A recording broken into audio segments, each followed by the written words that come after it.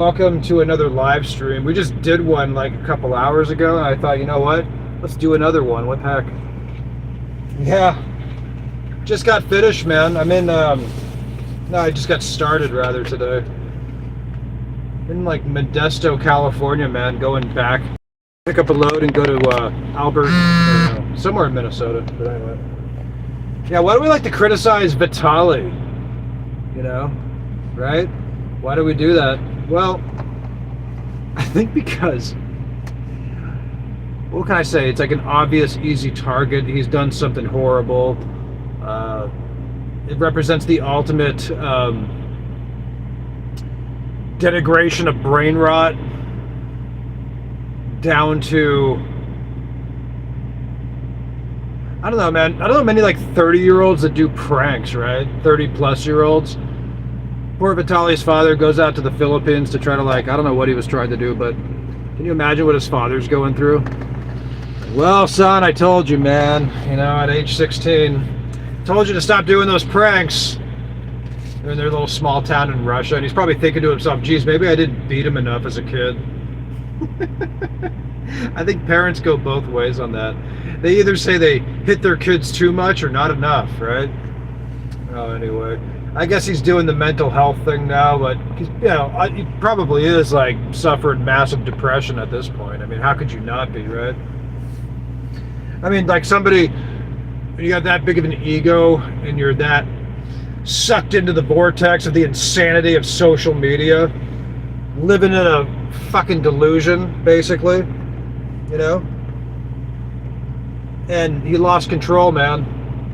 Totally lost control, lost judgment, and now he's in Philippines prison. Okay, he's no longer like, I mean, Putin wants nothing to do with him, Trump wants nothing to do with him, like, don't even want to look at it, you know, get it off my desk.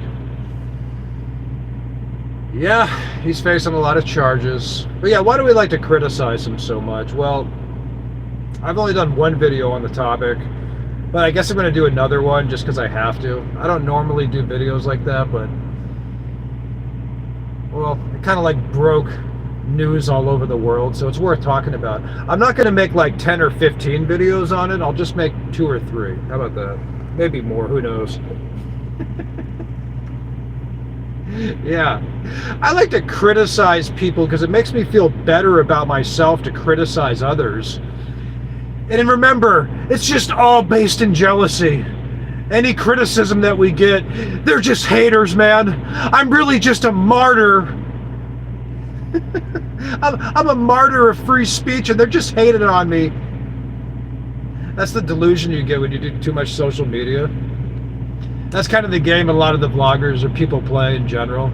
They kind of, you know, when they get hated on, they think it like, I don't know, I guess it increases their something. Bunch of nonsense out there, guys. What can I say? Anyways, Captain Trucker, welcome to the live stream. We just did a live stream earlier, but we're doing another one because,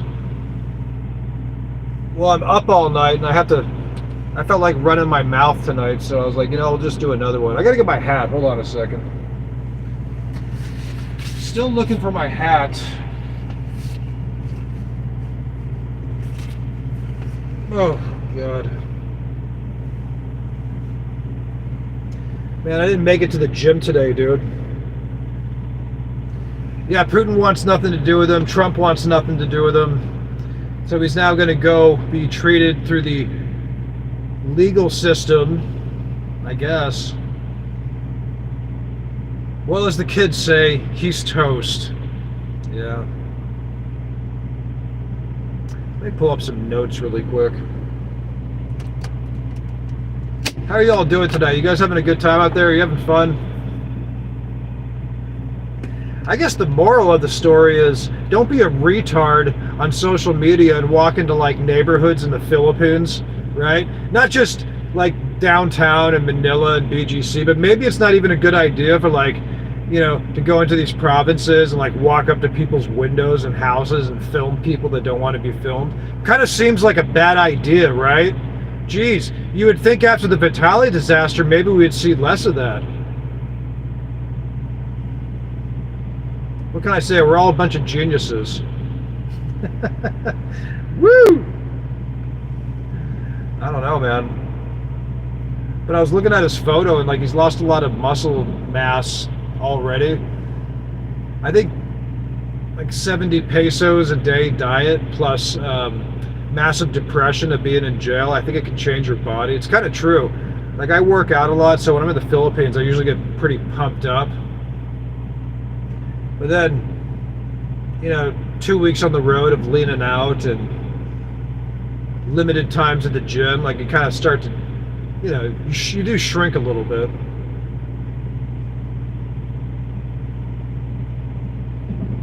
Although, strangely, I thought he didn't look too bad with the beard. What do you guys think? I think Vitali looked good with his facial hair. I was like, yeah, it's not a bad look, right? Leaned out a little bit, beaten down. Can you imagine the level of, because I guess he was saying he was having like, mental health issues, understandably, going from the insanity of being a prankster that gets millions of views, every couple days by God knows who's watching, and running around the world doing stupid things, living in this social media vortex of complete delusion and insanity, going from that to being stone cold sober in prison in a foreign country, man, that's a terrible thing to go through. So yeah, he's either gonna find religion and like become some guru preacher in prison, or he's gonna, I would imagine like a guy like that's brain could totally snap and he could end up just a total mess, So I guess we'll see what happens. You guys having a good time tonight? If you're enjoying the live stream, hit that like button. Send me, where are you at, man? I'm in Modesto, California. I'm having a good time. At a receiver. I realized I was like, these trucking companies, man, it's like you're just never going to get paid for all your time, folks. What can I say? You're just never going to get paid for all your time, And we got to accept in life that on some level we're just going to get screwed over by our employers, society, the authoritarians. Friends will disappoint you. People will turn their backs on you. Some people will love you. Your parents are supposed to love you. They usually do. Siblings, you can go hot and cold. It just depends. But you just got to accept the fact that you're going to get screwed over in life, ladies and gentlemen. And once you accept that pain in reality, we can start to gauge our expectations, and then we can start to appreciate things more. But maybe people with like huge egos and stuff, they just kind of, I guess they get used to ruling over people and like exploiting others, and so then they basically want to be in control and they become madmen. So I think for them, the fall from royalty down to the gutter is even worse. That's a more traumatic fall. But a guy like Vitali, for instance, I don't think he ever, like, it was, how they say fall from grace? In his case, it was a fall from stupidity and fame for the wrong reasons down to like something worse, I guess, whatever that is. Oh, prison. Yeah, that's what it was. Oh, yeah. Yes, sir. And how do these people get famous? Well, we all support them, I guess. That's the world we live in now, folks. There's no longer standards or ethics of success or being a public figure.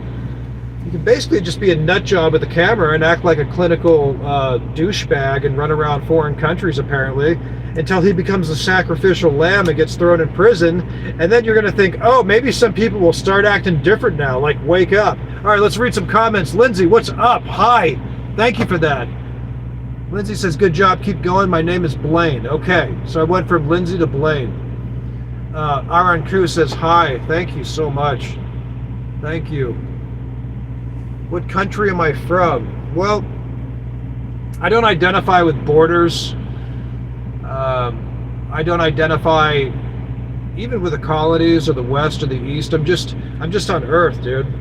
You know, I was put here for a reason. We're all here together, and we're going to continue this journey together, especially on this channel. All right, because this channel's just getting started, dude. All right, I've been rocking and rolling for 2 years, and I did kind of slow down. Not slow down, but I was sort of in neutral-ish for the past 4 months because, you know, I got to take a break.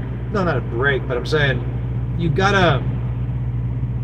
I don't want to be a fixture of, oh, just give the algorithm what they want. You know what I mean? You see so much of that on YouTube, right? It's like, we got to be real, man. We have to be constantly seeking truth and promoting truth, because the more this goes on, all right, there's going to be more and more and more confusion in this world, folks. More information, massive confusion. And so it's going to be a matter, especially 5, 10, 20 years from now, you're going to have your people, man. Because things are going to start getting really wacky out there, dude. See, what's going to happen is AI is going to assist us at first. For the next 5 to 10 years, we're going to experience really positive benefits of AI, okay? It's going to help us with our jobs. It's going to assist us with things. I mean, dude, AI can, like, basically put a case together for you. It can act as your lawyer. It has endless capabilities, okay? And you even see it in a lot of vlogs. Like, a lot of these vloggers you watch, like, you might think they were like reporters or like they studied journalism, but really what they did is they type a paragraph into like various AI, like ChatGPT or whatever, and it can print you out, you know, massive scripts.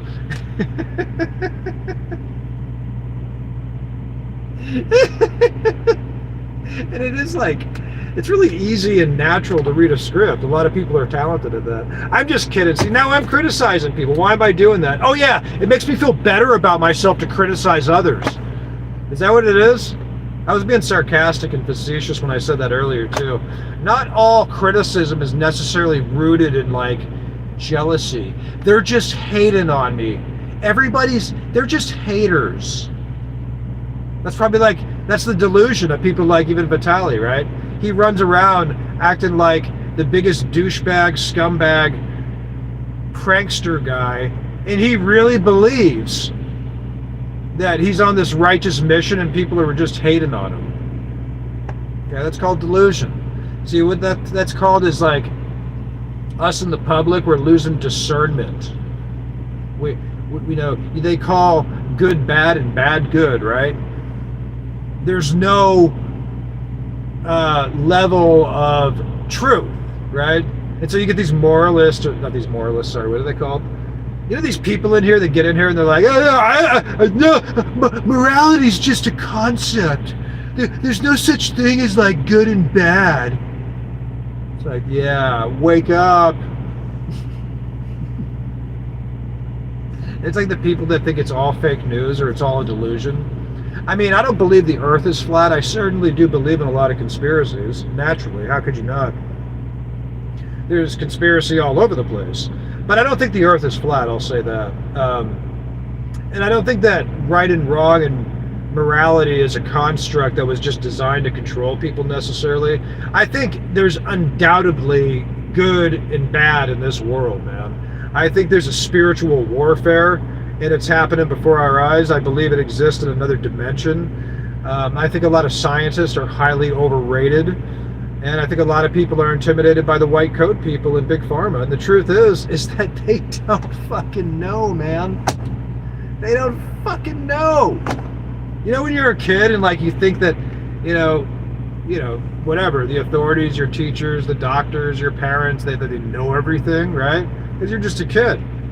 And then you grow up and you realize they didn't know that much, and you're like, oh shit, I was listening to them. Minus your parents, you got to listen to them, but you know, everybody else, you're like, what? You know what I mean? Like, you ever have like a teacher like that, then you grow up and you realize he was just some fucking weirdo? Anyway, let's read some messages. Thank you so much, Will. I appreciate that. Will's awesome. Kid Cruz says, hey, Captain, I hope you're cozy there. It's raining in the Philippines. On and off, but still rain is rain. Yeah, it really is. It really is. See, subconsciously, what's going on with Will is Will wants to be me right now. So, I'm just joking. I don't know what that is. What is that? You know what I mean? Like, why do... See, I got an interesting relationship with people like Will and what they call the trolls, okay? Because there's different groups of trolls. Some of them are maladjusted, you know, social idiots that never matured, and they have like something to offer the world, but they don't know how to express themselves. And you see these like at hecklers and comedy clubs, and you see it in live streams like Will here. So Will shows up and he calls me a retard and told me to shut up. Okay. And I have compassion on those types because they're usually scared of something, you know what I mean? And it's kind of like they don't know how to get it out. And they're in a place they don't want to be, so they heckle, you know, and they lash out. And I understand that. I get that one. And then there's other types of trolls. What are the other types? Like, so you get that guy, and you know, I kind of work with those people. Sometimes you can flip them. See, I'll engage it. Like, I'll engage the heckler at the comedy club or in the live stream or whatever. But then if they don't engage back, it's like, okay, well then you got to delete him, because it's just a guy like throwing a brick through the window. He doesn't, you know, I try to play with them because they want attention most of the time. So give them attention, right? And then they have nothing to offer after that. It's like, oh, that sucks. No. Then you get rid of them. But sometimes they come back. Sometimes they even feel bad, because once you show the troll compassion, they say, man, I really am an asshole.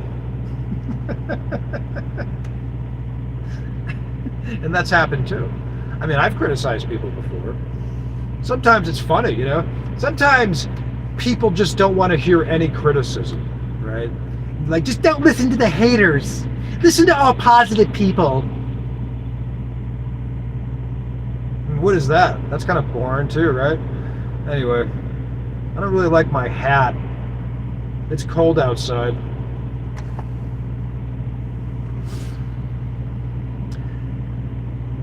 Are you going to come back, Will, or did you run off? I want to hear from Will again.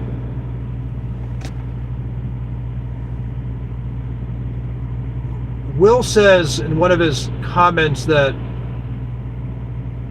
oh, now he's talking about transitioning. Okay, now I see what's going on here. Now I get it. Now I get it. All right. Against My Odds says, I went to church the other day, dropped a penny in the collection plate. Down the aisle I went. Oh, wow. I mean, did you make a big show of that? Isn't that kind of rude? Did you really do that? Lindsay Reese says, hi. Hi.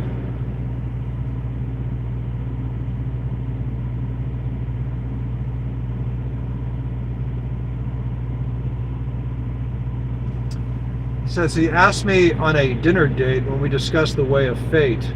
My opinion is hard to explain. He told me to articulate. So I wiggled my fingers in his face and smashed it with a dinner tray. That sounds violent. He says it's a comedic poem. Okay, that's a good one. That is a good one. Ugh. Man, I wanted Will to come back. He left us. Damn it. Oh, okay. Then there's like the third category of troll. So then you got the guys that are, there's like, you know, they're like genuine psychopaths, right? They're just full of hate. It's all black. It's not even funny. They don't even want to attention. They just straight want to inflict pain. And there's just nothing there, man. It's just all black. Those are the guys, okay, you block those ones. Can't work with those guys. Can't work with them. Anyway, let's talk about something else. Somebody bring up a subject. Bring up a new subject. It's Captain Trucker, man. Welcome to the live stream. Lindsay says, God loves you more than anything. I appreciate that.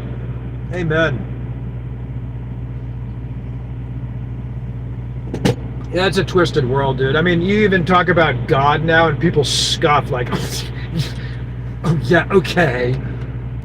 You know what I mean? Like, why is it? Do you ever ask yourself why is it that it's socially acceptable to basically rip on or excuse me, to oh yeah, like you're allowed to rip on Christianity in like California and other states, right? Like, what's up with that?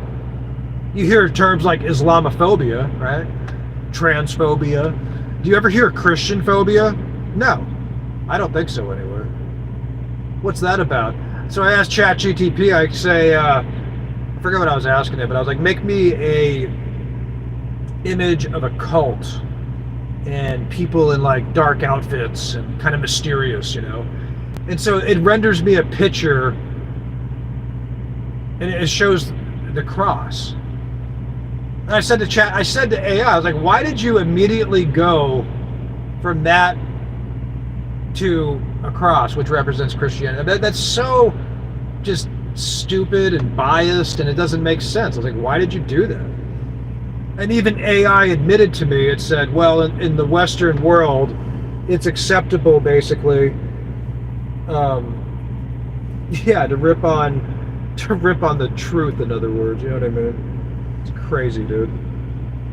So disrespectful. So disrespectful.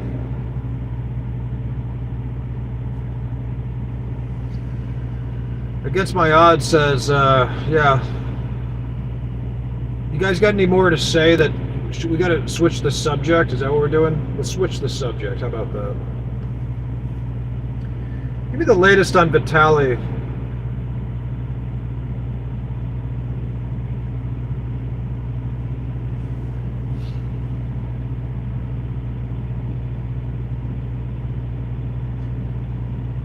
They just hating on me, man.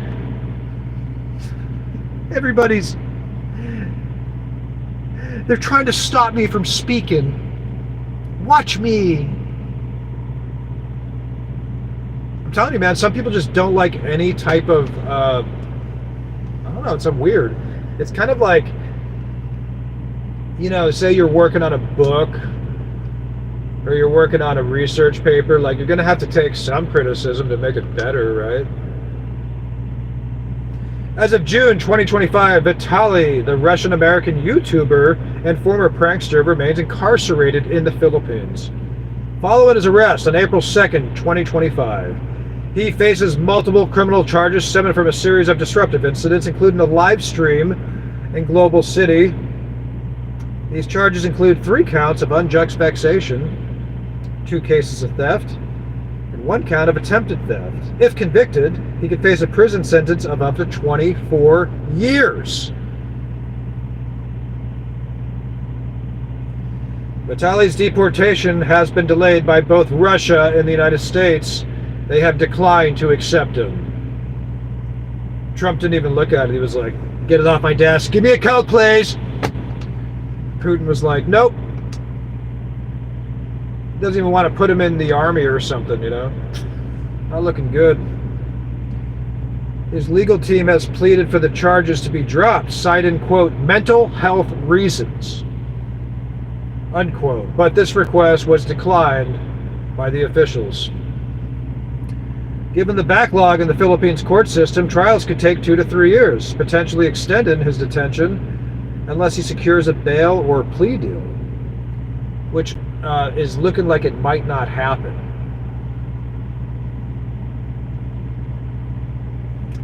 Welcome to the live stream, ladies and gentlemen.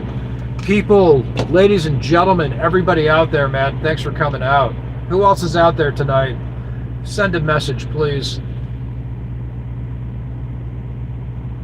I just cut my hair recently, dude. It's all screwed up, man. It's in that in-between phase where it's too short and it just looks stupid, so I apologize for my haircut lately. A guy got on me in a video recently. It's kind of funny, actually.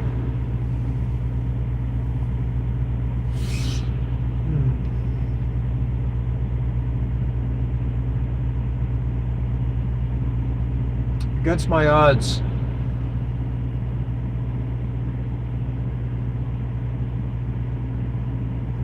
Against My Odds is giving out quotes. Who else is out there tonight?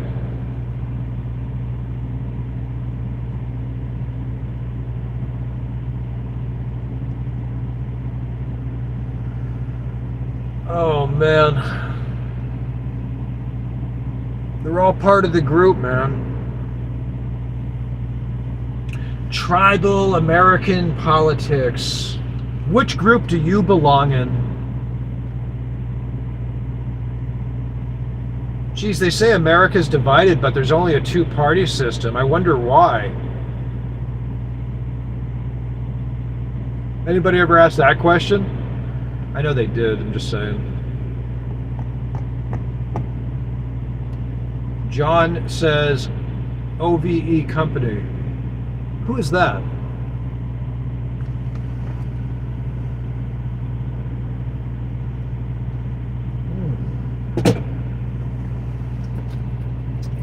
Yeah, I have to do a video tomorrow about Mr. Vitali there, because I don't often go into that kind of stuff, but I thought it was worth mentioning, you know. And I'm gonna only do, you know, I've only done one other video, so I'm gonna try not to milk it too much, right? I mean, it is kind of lame. It's not lame. I get it. I mean, it's like people got to cover the news, right? But I don't want to. I don't know. It just wouldn't look right on me to milk it too much. I'll milk it a little bit. Thank you, Lindsay. You made that point. Lindsay says God is with you all the time. Right on. I gotta find my other hat, guys. God, I wonder what the daily life is in prison there, dude. I mean, there's probably like not a wait set. I mean, I don't know if they have like a cafeteria and everything. Oh, they're unloading the truck now. Isn't that great? John says that was not my text. Whose was it? Did somebody grab your phone?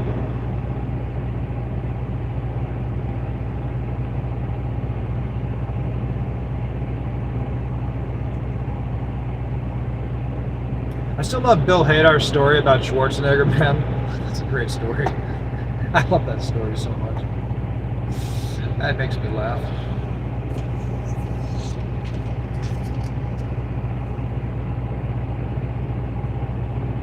You know, my mom lived in Korea for a number of years. My mom was like badass, dude. She was a 27-year-old woman that went to Korea by herself with 2 kids. Can you imagine? Like, everybody was like, dude, you can't do that. This is like back in the day, right? This is back in the early 70s, I think. Yeah, early 70s. Good old Mama Bear.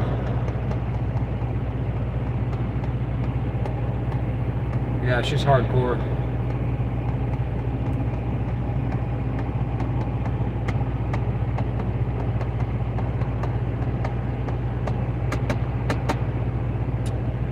All right, what are we talking about, guys? Let's get on the subject here.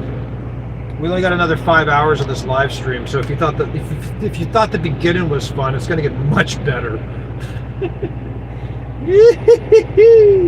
Woo!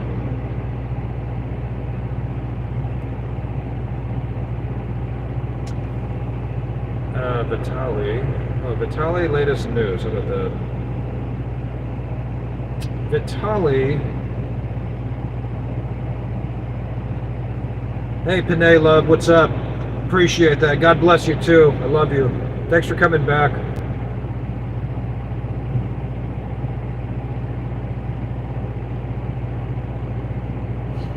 Man, I love all the people that watch and support this channel, man.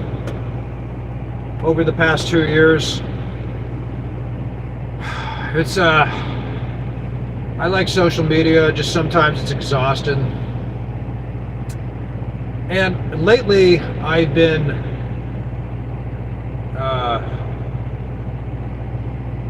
Renee says, where are you from? Right now I'm in California. I've lived in different parts of America. I spent part of my life living in the Philippines. I have built a house in Negros Occidental. Actually 2, technically. One is very small. It's more of a room with an office. and in a comfort room. And we have about 17 roosters on the property, which wake me up at 4 a.m. every day, and they're extremely loud. I think it probably took me about 2.5 years to really get numb to it. I mean, because they're so loud, it's like, and you can't complain, obviously. You don't want to be rude. I mean, Filipinos love their roosters, right? It's like, well, I think they're collectively like immune. I'm not immune, but they're just it's ingrained in their consciousness collectively. They can just handle it, right? I mean, you got me over there. It took a long time, man. I was like, what the fuck? I mean, it's 4 a.m. You're trying to sleep. You're like, oh God, please stop. Because they kind of compete with each other too. Like it's definitely loud, dude. Like, and they kind of compete with each other too for like attention. I love the roosters though, man. I really do. Why are you crying?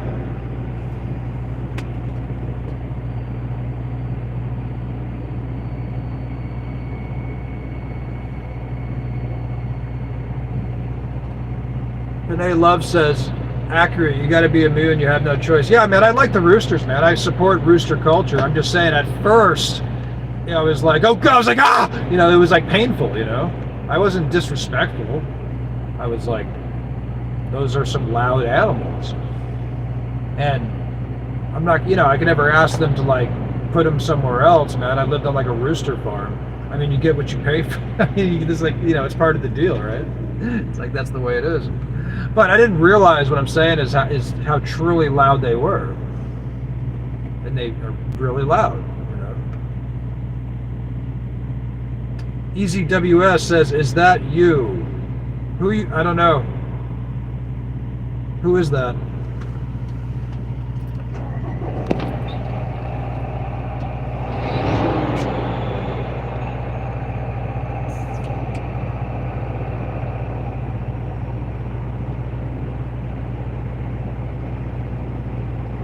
Gotta love them all, man. Gotta love the roosters. But it does take, there's a conditioning is what I'm trying to say, right? It's a transitional process to become immune. And you develop a new skill from that. You develop a skill from learning how to become one with the rooster noise. It's sort of, it's kind of a skill. I mean, it's amazing. I'm glad I did it because it made me a better human being.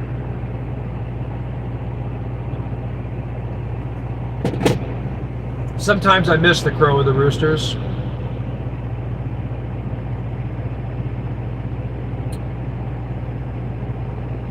Well, Negros Occidental, let's see. I mean, well, that's, I think, I've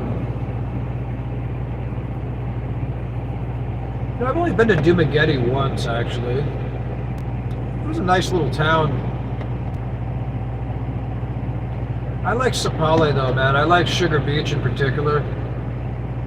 Highly underrated spot. Fantastic spot. It's the best, dude. The best. Absolute best.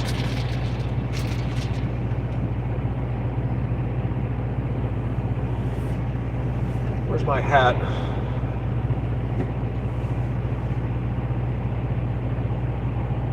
I'm looking for a hat. Hold on a second.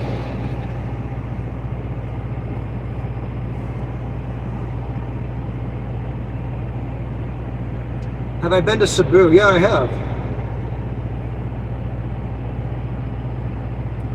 Man, I was gonna clean the truck today, but I said, nah, forget it, dude. Let's just make it dirtier. Now people get really uptight about having a clean house and stuff.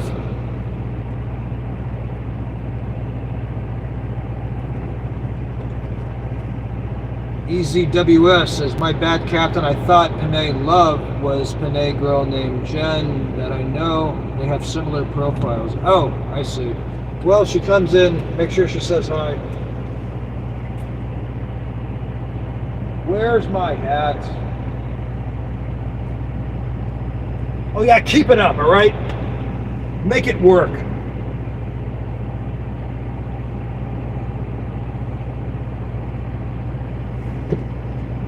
Like I got one of those neck pillows, dude. These are I used to think these were like really cheesy or something, that like I thought sissies wore these on like airplanes, right? And then once I tried it, I never went back, and I realized, I was like, dude, the neck pillow's the key, man. Because when you're traveling, you know, like if you're sleeping on a plane, your head falls forward, it kind of strains your neck, right? And then you got this neck pillow, dude, and so it prevents you from like, you know, from your neck like moving around. Just incredible.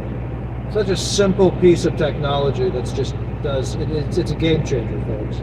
Get a neck pillow if you travel. Alrighty then.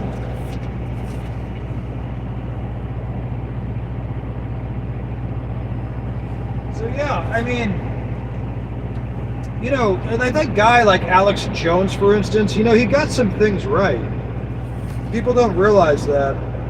But he made a few bad calls that were like really bad, but he got a lot of things right as well.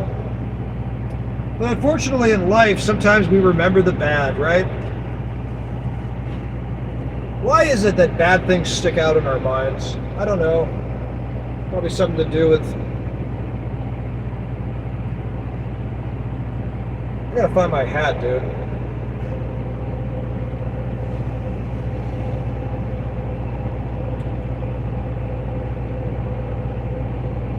I'm sorry to hear that, Lindsay. That's terrible.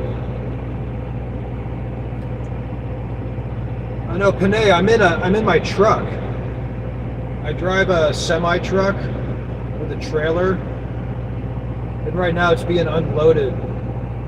I'm carrying like 40,000 pounds of pork in a reefer trailer.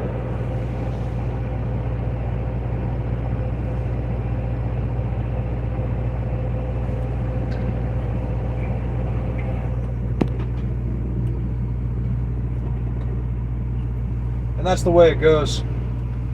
Welcome to the live stream, ladies and gentlemen. This is Captain Trucker.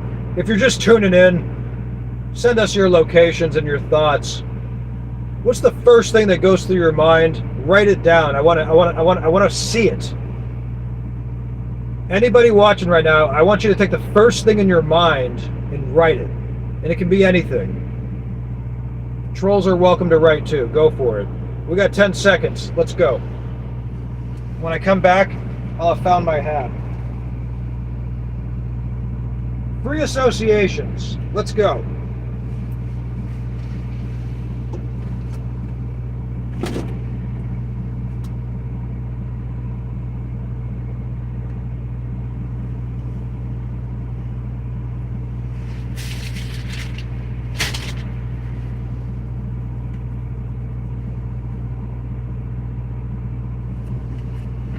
Renee Love says, bad things stay in your mind because your brain is wired to remember pain more than pleasure. It's a survival instinct to protect you from getting hurt again. That's a good one. Sounds about right.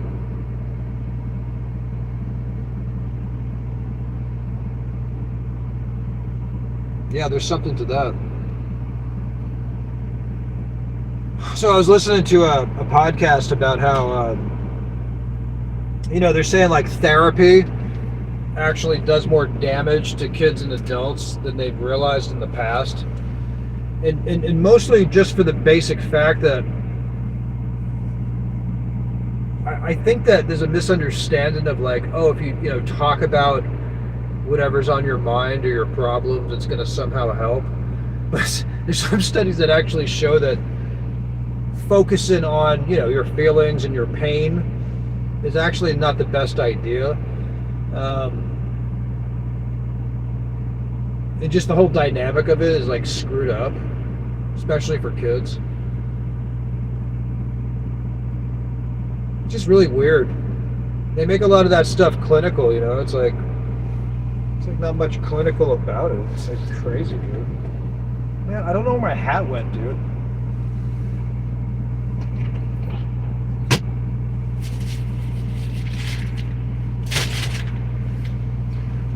We're looking for the Captain Trucker's hat. That's the new live stream.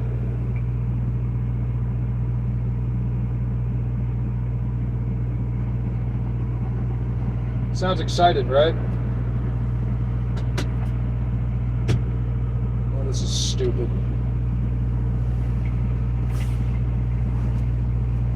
Oh, fuck it.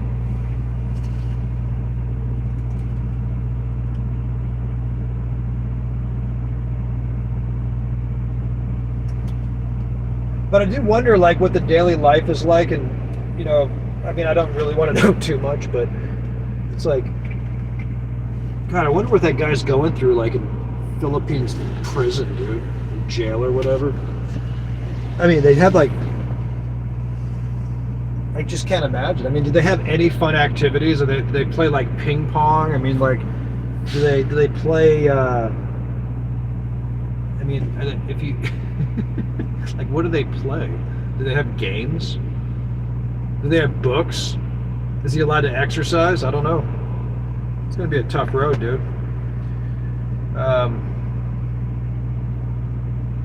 Panay Love says, yes, therapy can sometimes do more harm than good if it keeps you focused on pain without helping you move forward. Repeating trauma over and over can make you feel sick, not healed. Yeah, I mean, it's like, it's so kind of a basic idea, right?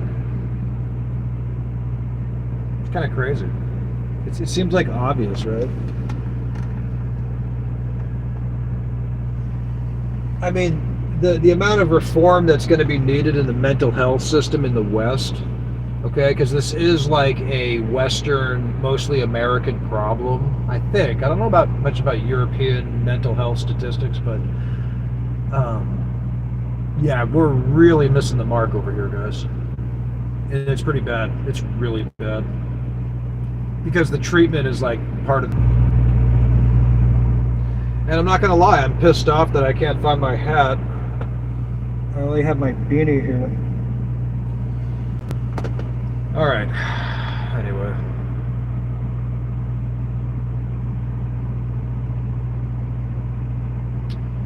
Panay Love says, what's the craziest, worst they've experienced in the Philippines? I'd rather not discuss that. I mean, you're putting me on the spot here. That's a good question.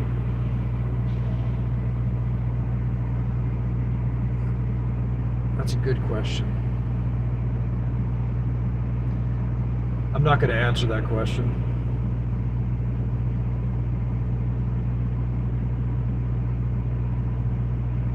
Let's focus on the positive. Oh, culture shock? Sure. Yeah, I mean, I feel the culture shock more, the reverse culture shock, when I come back to the States, though. I really do. Sincerely. Every time, man. It's like different each time. It's kind of amazing. And then once you spend so much time away, you start to feel like even a foreigner in your own homeland. That's kind of weird too, right? Not sure what that one's about. That does happen.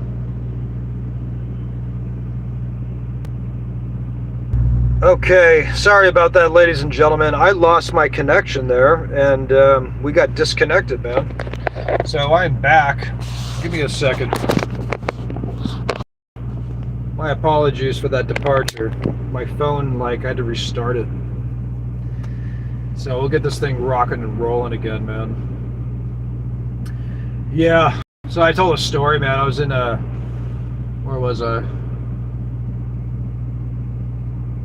I'm not sure what it is, but there's particular groups of, I guess what they call progressive, liberal, particularly lesbians. They don't seem to like me. And I'm not sure why the progressive, liberal lesbians don't like me, because I like them. Not in that way, but I'm saying I have no issues with them.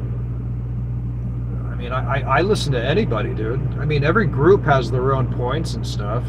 So I was in the gym, and I'm sitting there, working on my pecs, and I'm sweating like an animal because I just ran 3 miles, quite fast too, in intervals.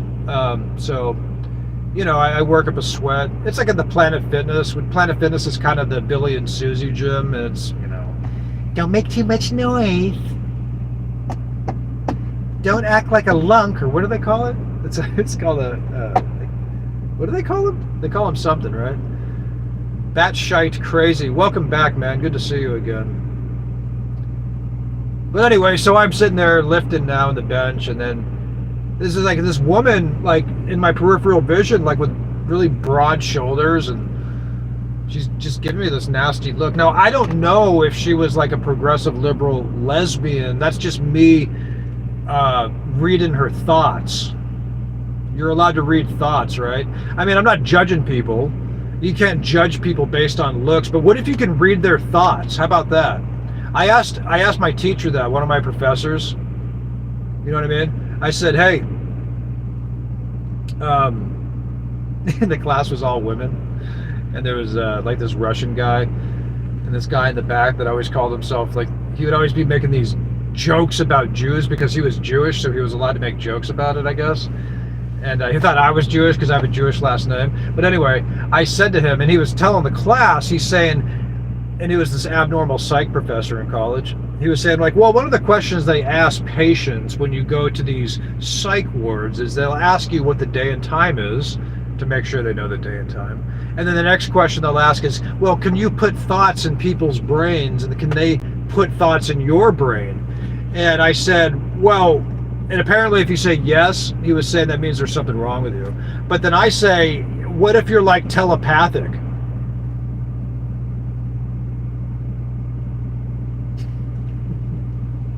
And when I asked him that question, he didn't like that one. I said, oh, you don't like that one? And he goes, it reminds me of a guy. Alrighty then, I'm back. Nope, I'm not back. Give me a second. I'll be right back. 10 seconds. Guys, I'm gonna have to get I gotta get a money code, alright? It's gonna take about 10 minutes. I'm gonna be right back, man. Appreciate you all showing up. If you can't hang out, I understand. Give me about 5 or 10 minutes. I will be right back. Right back. Don't worry.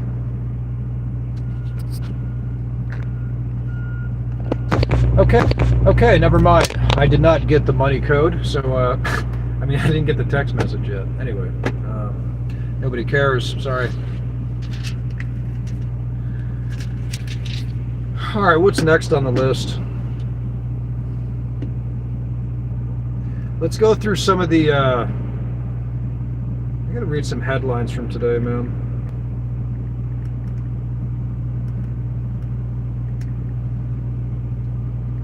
Let's go to some of the propaganda news headlines and read about it, see what they're doing for us.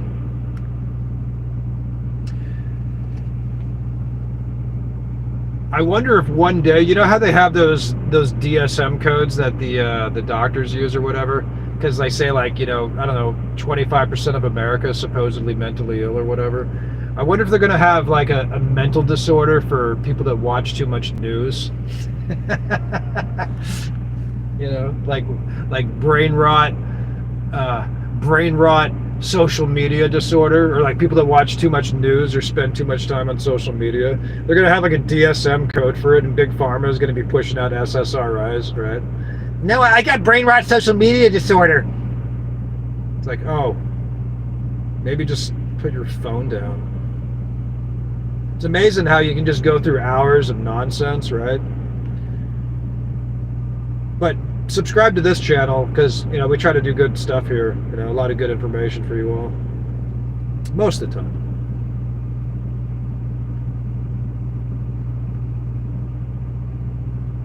Here are some top headlines in U.S. news. A Minnesota state lawmaker was killed, prompting a security for lawmakers in several states. Prompted increased security. In California, the reports of immigration raids leading to questions about citizenship of some Latino residents. Meanwhile, the conflict between Israel and Iran continues to escalate, with the U.S. monitoring the situation and potentially expanded its military operations in the Middle East. Well, so the next question is how much does this really affect your life? Now, there's arguments to say, well, maybe it does, but I think people on the local level probably spend too much time reading the headlines from, like, national news and stuff. I mean, you get all these, like, all the party people and stuff that they become toxically involved with their party or whatever. Like, I supported Trump and all that, but I mean, you got to, like, kind of criticize MAGA a little bit, right? Not MAGA, but I'm saying the people in the group, because they start, breathing this stuff day and night, and then they start hating the other group and vice versa. And it's like, dude, you're just a voter, man. Like, a lot of this stuff doesn't even affect your daily life for most people, right? You cast a vote, you go home, you go to the bar, you tell a story, and that's it. You keep it in perspective. But then it gets toxic. They got to add that code too, by the way, to the DSM. Cable news disorder 102.56. Write it down. God.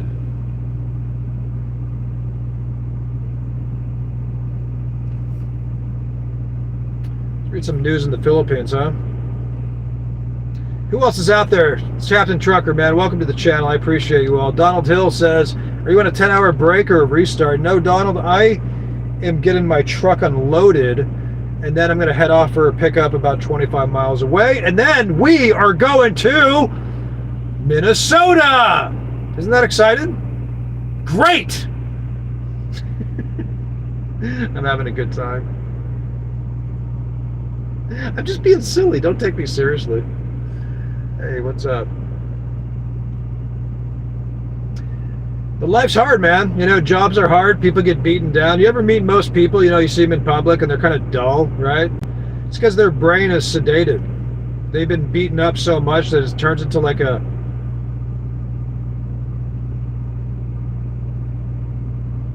And believe me, I can do that too. I go through those phases.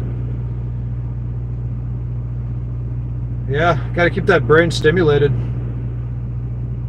Donald says, well, at least somebody's going to be happy in Minnesota. Yeah, I did. It's my favorite place, man. Minnesota! It is. It's a nice place.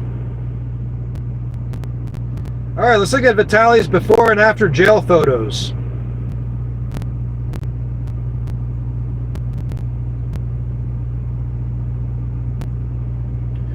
Yeah, I got to say, the guy's leaned out quite a bit. Hold on. Oh, you didn't see that? Sorry.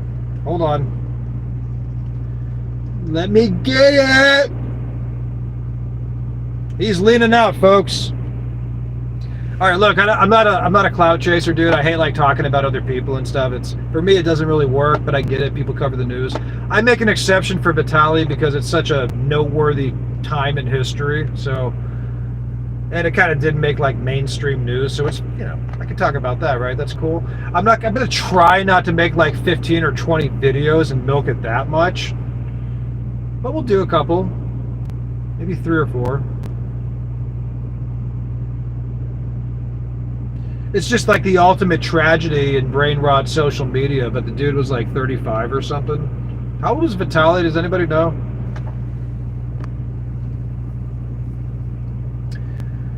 Yeah, Putin said no, he wants nothing to do with him. Trump was like, nope. Totally denied. We don't want him back.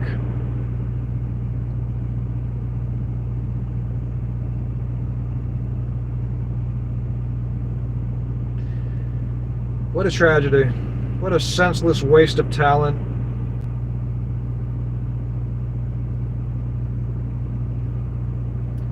I mean, was he the sacrificial lamb to, like, whatever, these, like, pranker guys and just other guys that, like, especially, like, in foreign countries, like, they go into neighborhoods and shit, like, they're filming people at their house that don't want to be filmed.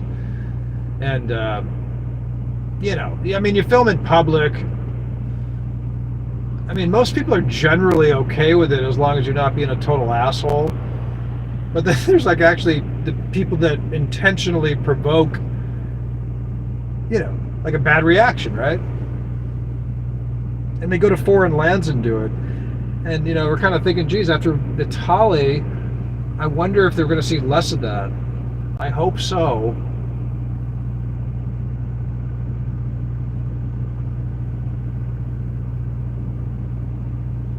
But yeah, that's kind of the thing, I guess, is like people are like, well,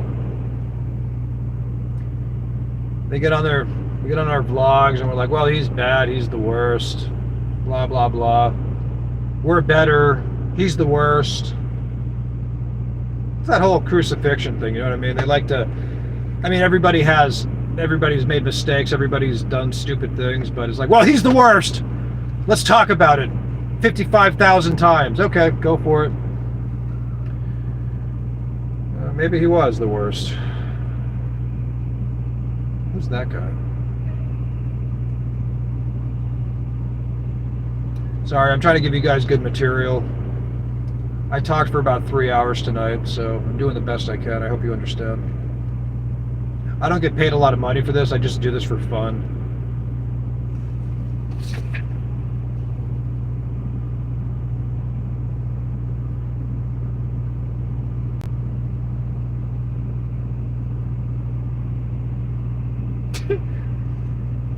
I like when you get to some of these warehouses and they're like, driver must remain with the truck at all times in the vehicle.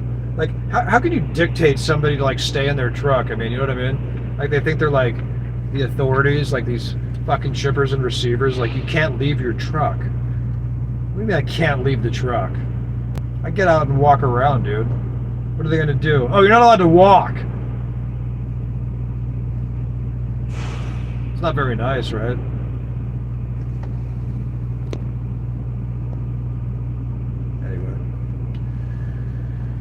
I hope you guys are enjoying this thought-provoking live stream, man.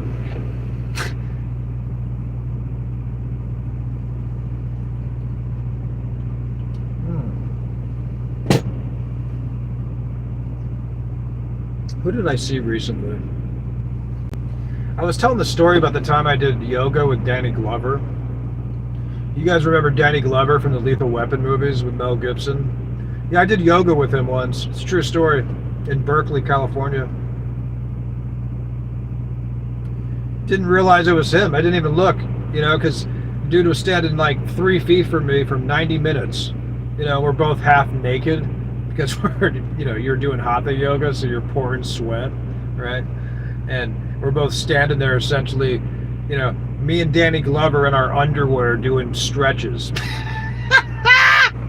I mean, that's what it was. And we're looking in the mirror in our own eyes, because you don't look around when you're doing the yoga in the class. There's like 30 other people.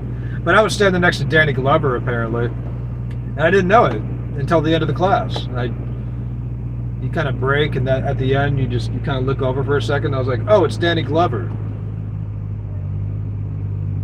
It was just like instant, you know, unmistakable. And so I Googled it, and apparently, yeah, Danny Glover does yoga in the Bay Area. That's a true story.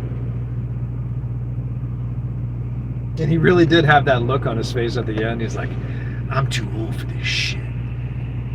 You know, wipes you out, dude. Dude was jacked, man. Yeah.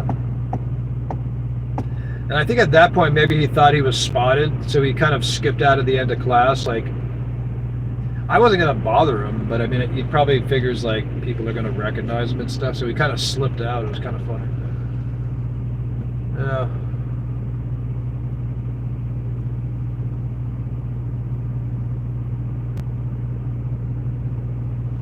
Good old Glover.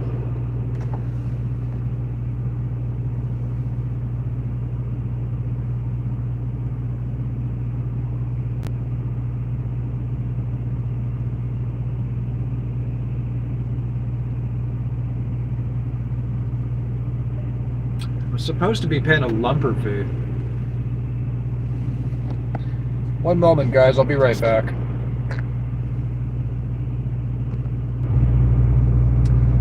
All right, ladies and gentlemen, I gotta check a text. I gotta call somebody really quick to get some money codes. I will be right back. Give me like 10 minutes, folks. Okay, folks, I am back, and I paid my bills. And now we will go get our bills of lading, because the truck's unloaded.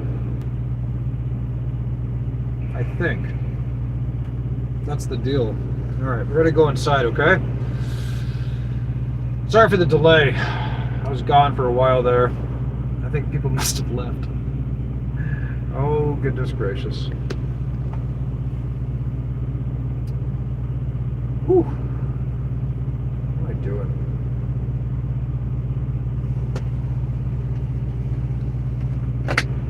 Welcome back to the live stream, folks. I had to step away for 10 minutes for do some business. Cheers, have some water.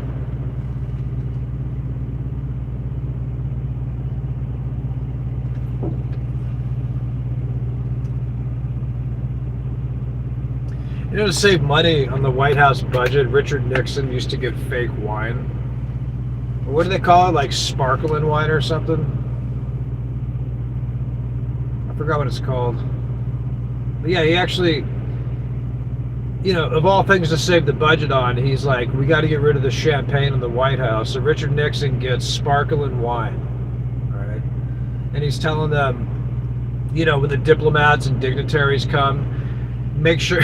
He's telling like the butlers, the servants. He's like put the napkin over the bottle so that way they can't see it. You see, they're gonna come in, they're gonna want to get drunk and so forth. So you're gonna pour them the sparkling wine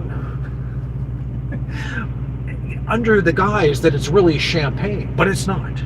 It is not champagne. It's sparkling wine. Yeah, to save money, right? Of all the things to save money on, like what? You know what I mean? It's just I thought that was weird. And apparently his wife smoked for like, I don't know, 87 years, and like they hid it from the public all that time. I thought that was kind of funny too.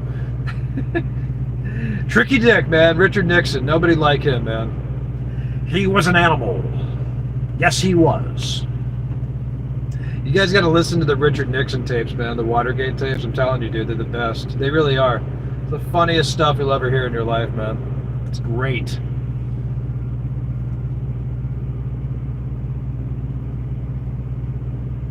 Or somebody's looking at me right now. I guess like when you're making faces and talking in the truck, people tend to look at you.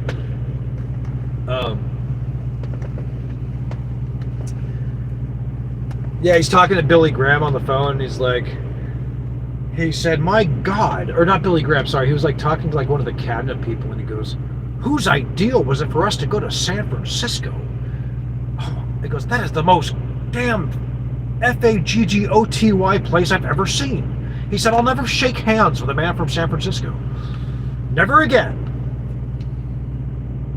Yeah, he really said that. That's Richard Nixon. I didn't say it. He said it.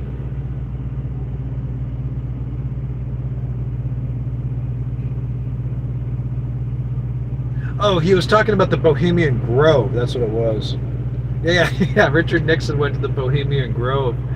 And he was traumatized by all the, you know, they had weird parties and were doing a bunch of weird shit there, I guess. And it wasn't really Richard Nixon's thing, man. So Richard Nixon was not a fan of the Bohemian Grove in San Francisco, in case anybody was wondering. Yeah, and he testifies to that on the Watergate tapes. All right, guys, we're going to go inside and get our bills of lading, okay? You guys excited? All right, here we go. Richard Nixon. Let's go get our bills of lading. Make sure they're signed. If not, forge the documents. All right, let's go. I'm working on my Richard Nixon impression. I'll get better at it. All right, let's go get the bills of lading, folks. I'm excited. Hold on. Here we go.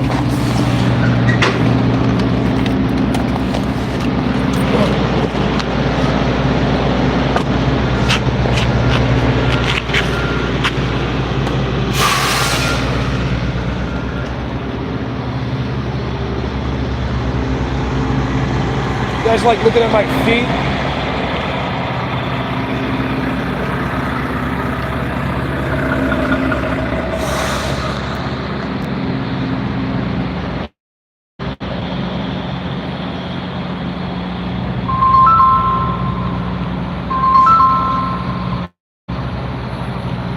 All right, I'm walking inside.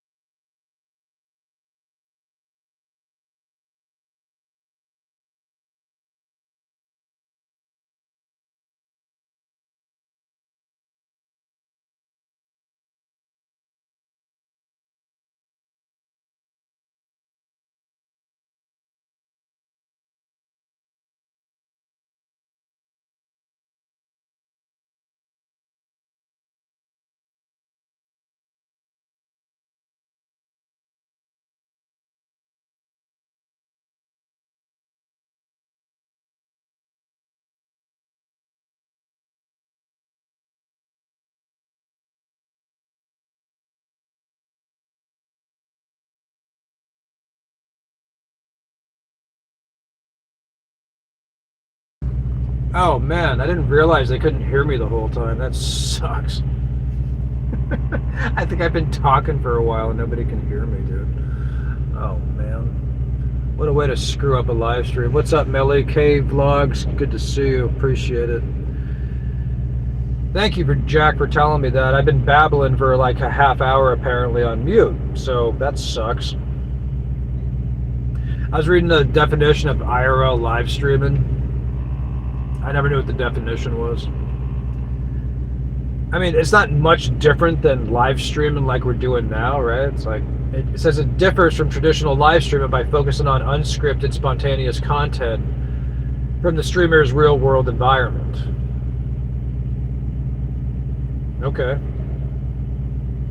Live broadcasted, unedited, diverse content, authenticity and engagement, mobile technology, blah, blah, blah. It's basically the same thing. They always just put cute faces on it. You know, I've never actually used TikTok or seen it. And for some reason, I don't want to. I don't know what it is. Like, because I got on the Instagram, they call it. And I never used Instagram, and I was going on it, and it was like, oh, man. There was a lot of brain rot over there, man. But I always get these feeds of, like, people jumping off buildings and this crazy stuff that these guys do. It's amazing, dude. Really impressive. Very bizarre stuff, right? Like hot women shooting bow and arrows with their feet or something. Like really random stuff. And like people jumping between roofs and this and that. It's pretty amazing. I don't even know how long I was on mute for, dude. What a way to ruin a stream, though, huh? God. Melly Kelly, I know, I wish somebody said something, man. I think I must have talked for like 20 minutes, maybe.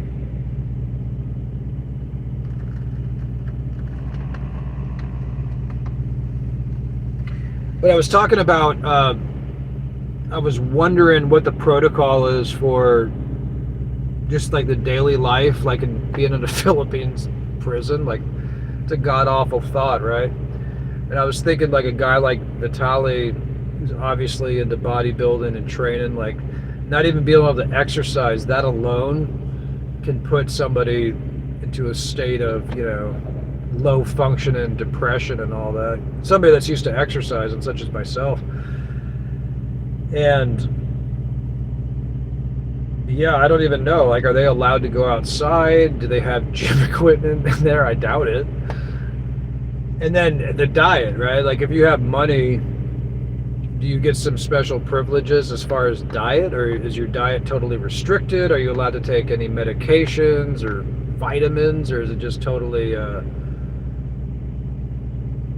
wonder what it's like. I guess I don't want to know too much, but I'm just thinking about it. It's like, it's remarkable.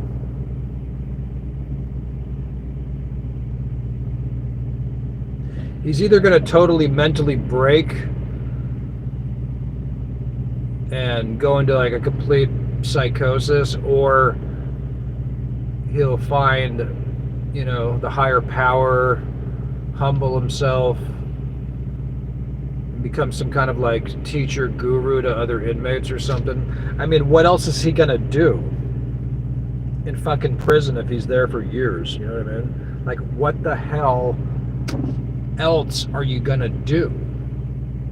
You know, I mean, he can't even have like in-depth conversations like with people unless there happens to be like, I mean, like in English, right? Because he's gonna, you know, I mean, a lot of Filipinos can speak English, obviously, but not necessarily in depth. I don't know. Many of them can, but I'm saying maybe some of them in the prison system don't. Maybe they're not scholars. I mean, I don't know. Yeah. What a rough way to go, man. It's such an amazing story, because I guess it's kind of like, you know, it's made like international news, and it kind of, it like represents like the ultimate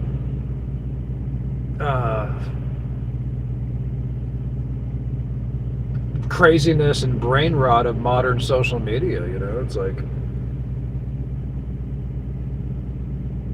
And the whole prank thing, I mean, like, doesn't that get old? I mean, what, you're doing that in your 30s? I mean, damn, dude. And then his father, I guess, goes out to the Philippines. I'm not sure how that worked out, but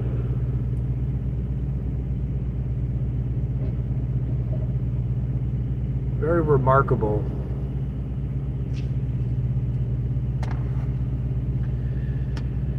Yeah.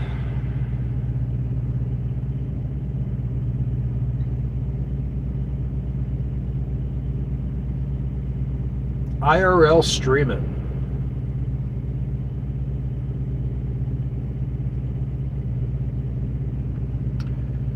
Okay. Welcome to the live stream, everybody. It's Captain Trucker. I just ate some Greek yogurt, in case anybody's interested in, like, Greek yogurt.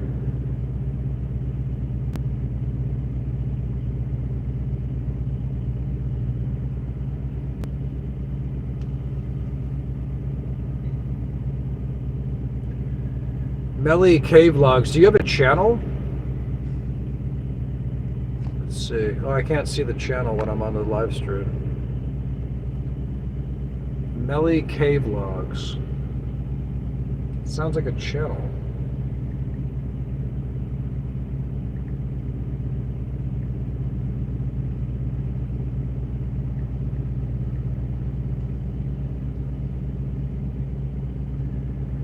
Oh my goodness gracious.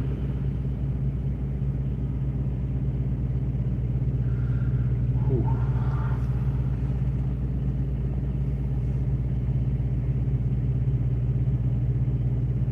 Melly K Vlog says, oh yeah, it is one of the worst prison system conditions is in the Philippines. Is that true? That's crazy, man. Although I thought he looked pretty good in his beard. I mean, he's obviously lost a lot of weight.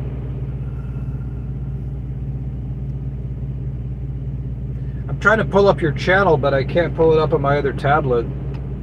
What do you, are you Filipino? Do you do, like, is it a family vlog, or what are you doing over there?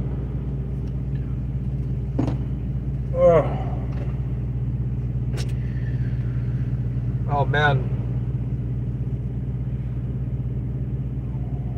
Whew. I gotta stay up all night. I think it's about 5 p.m. in the Philippines. Oh, I just cracked my back. Man. So I got a whole tray of vitamins, man. I'm taking like really high quality omega oils. You live in Florida, okay. I was in Florida just recently. Just outside of Orlando. I've been hauling stuff from like Orlando to Salt Lake City. Yeah.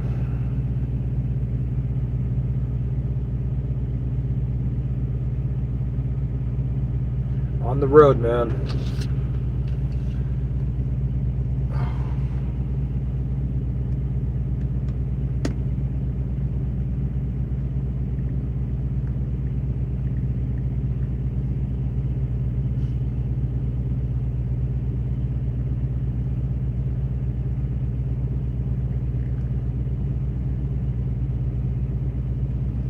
I gotta pull up some quick facts really quick. Give me a second here. Tell me about your vlog, Melly. I'm curious. I can't look it up right now because I'm streaming. Accent out in the Philippines.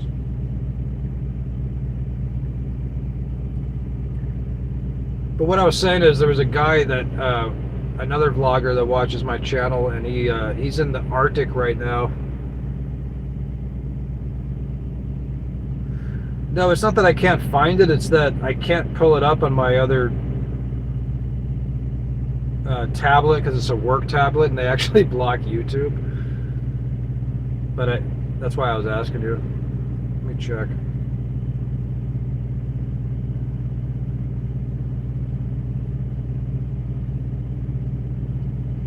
(7,641) islands grouped into 3 main regions: Luzon, Visayas, and Mindanao. Man. 7,641 islands. My goodness. Over 180 languages and dialects.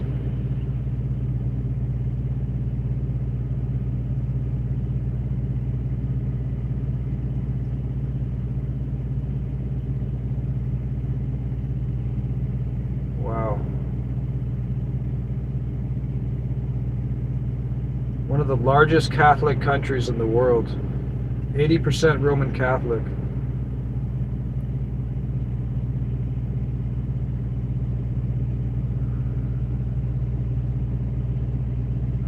Oh, right on. Melly does crime true stories translated into Tagalog. I just started my channel last month. That's cool. Sounds like fun. I did a stream earlier today, and I'm doing one now, and I've been talking for like 3 hours. Oh yeah, but the guy I was talking about is he's up in the Arctic, and I don't know what he's doing. I meant to ask him, but he was saying like, God, he's working up in the Arctic Circle, you know, like the Arctic, way up there. He's making like $9,000 a week. I was like, whoa, I want to do what he's doing. That sounded like a good time, right? Yeah, and I was thinking about ice road trucking. You guys have heard of like ice road trucking? There was like a TV show about it. So these guys drive on like ice up there in Alaska during the winter. I think to these very rural locations that are hard to get to. And yeah, it pays like crazy money. And I was thinking about doing it. I guess got to like get in there and do it. Talk to some people. Network. But I guess the risk is like death or something because the ice can break. So if you're driving on ice, I guess it's dangerous. But the other thing is like, what if your truck breaks down and maybe it's not the best equipment or like your APU doesn't work? I think you basically would probably freeze. Because I mean, it's probably not that easy to get to for like the whatever recovery of safety trucks, or there's probably not many other trucks out there as well. Can you imagine that? And that's happened to truckers even here in this country, like in Colorado or something. I wish I could look up your vlog, Melly. Maybe I should flip over. I can't see it. Oh. But everybody, check out Melly K's vlogs. She just started her channel, and she does true crime stories that she translates in Tagalog. So check out her channel, man. Check it out. So you just started, like, so do you have like 100 subscribers, 10,000 subscribers? How's that going? I guess they say some subscribers are like legacy subscribers, and that's why you'll get channels that have, you know, maybe 50,000 subscribers, and then like on their videos they'll get like 2,000 views or 300 views, because apparently some people are just like one-time subscribers. I don't know, man. Like, subscribers kind of a vanity number, I think. I think it's overrated. I think as far as statistics, it's more, you know, return in viewers and all that. That's more impressive statistics on YouTube. You know, a high amount of return in viewers and retention, obviously, how much of the videos they're watching. Yeah.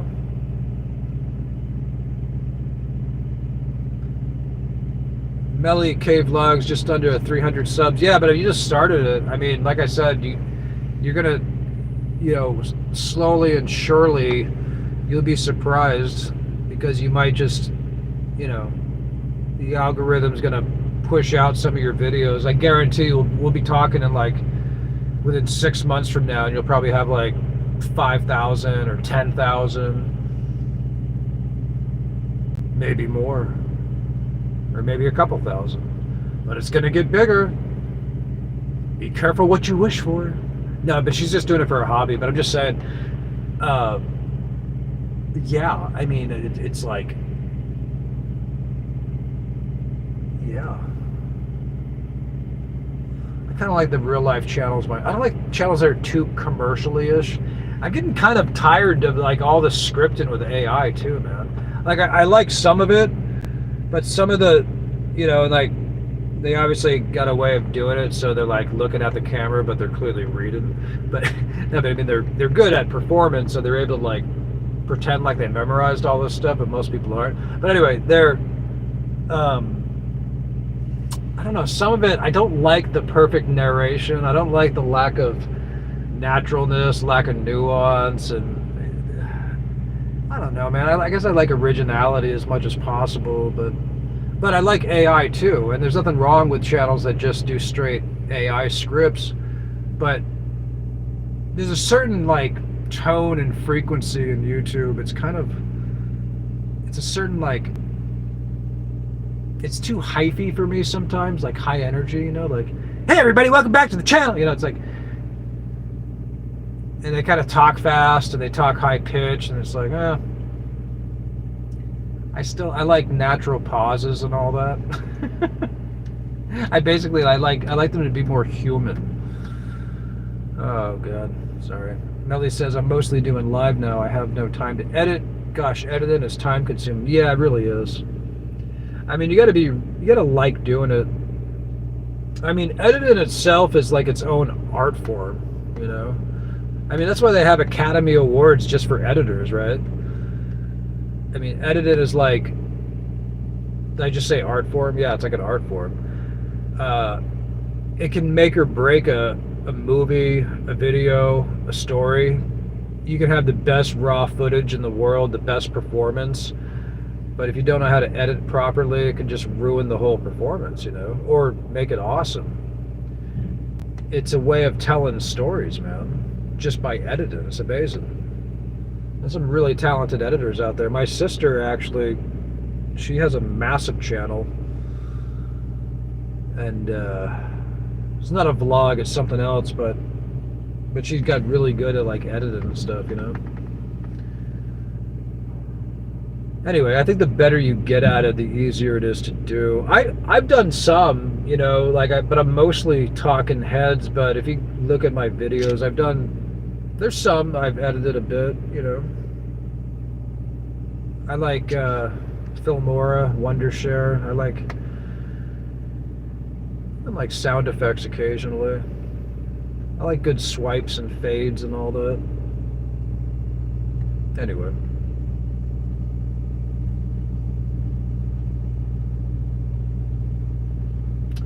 But yeah, lately it's just me talking.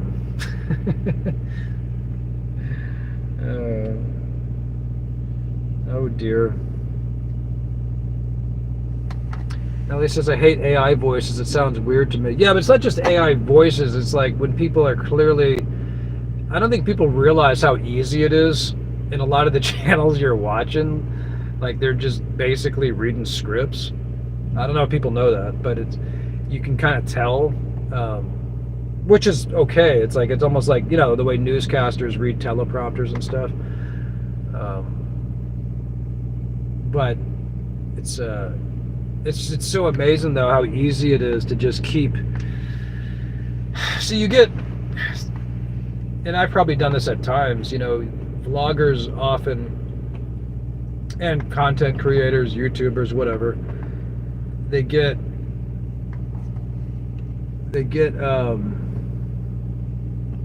it's okay, we can just talk.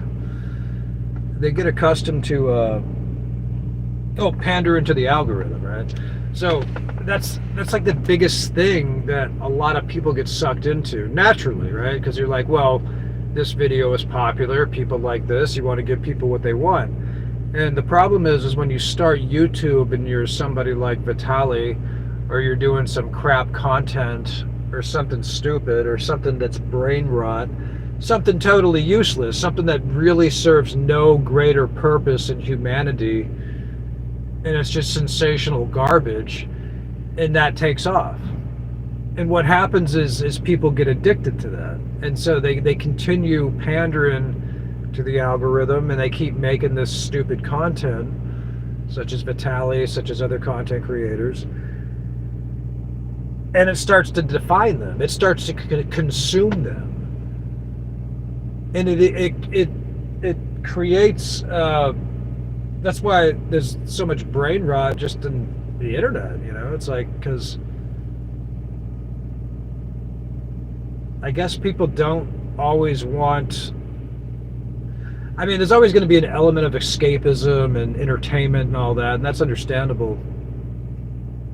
But even, in my opinion, the standards of entertainment are like being degraded before our eyes, you know? Like, I don't know, I don't personally enjoy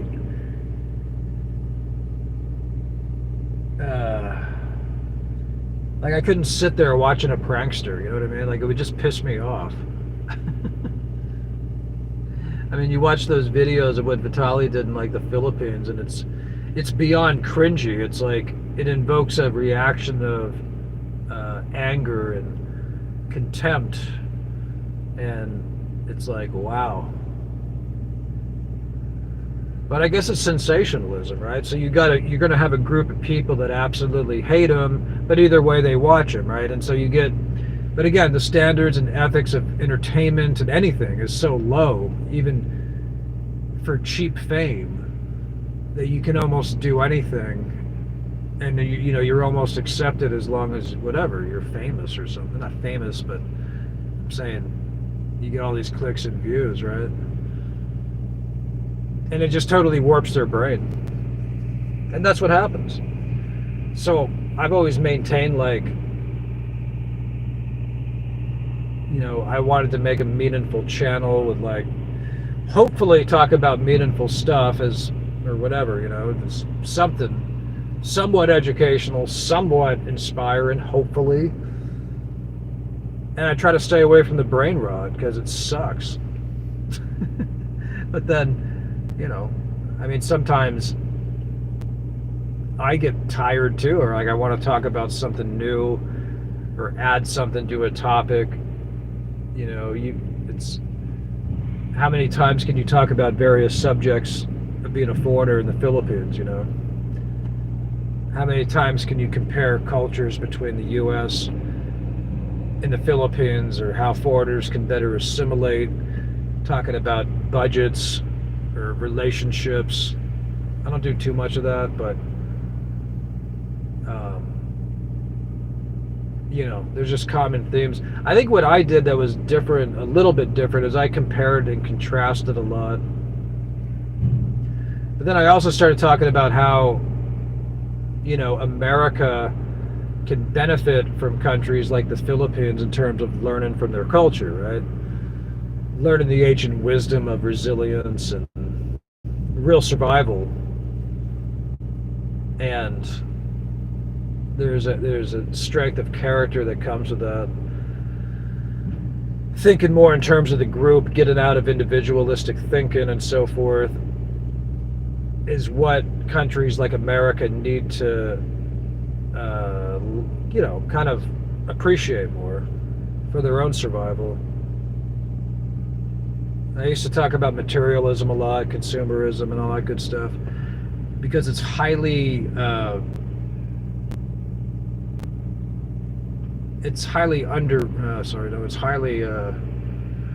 don't think people realize the depth of how materialism is like really dominating the life of your average American, you know, because, you know, Americans are tough people for sure, and I do think that they're actually probably tougher than your average European in some ways, which creates a friction among cultures there too, because I think like some American men regard like a lot of your average European guys like maybe being somewhat effeminate, and then, you know, the European guy thinks Americans are just you know, I don't know, stupid pig-headed macho men or something, or one-dimensional brutes that don't have the sophistication and depth and elegance that they do and all that. But see, it's just kind of weird because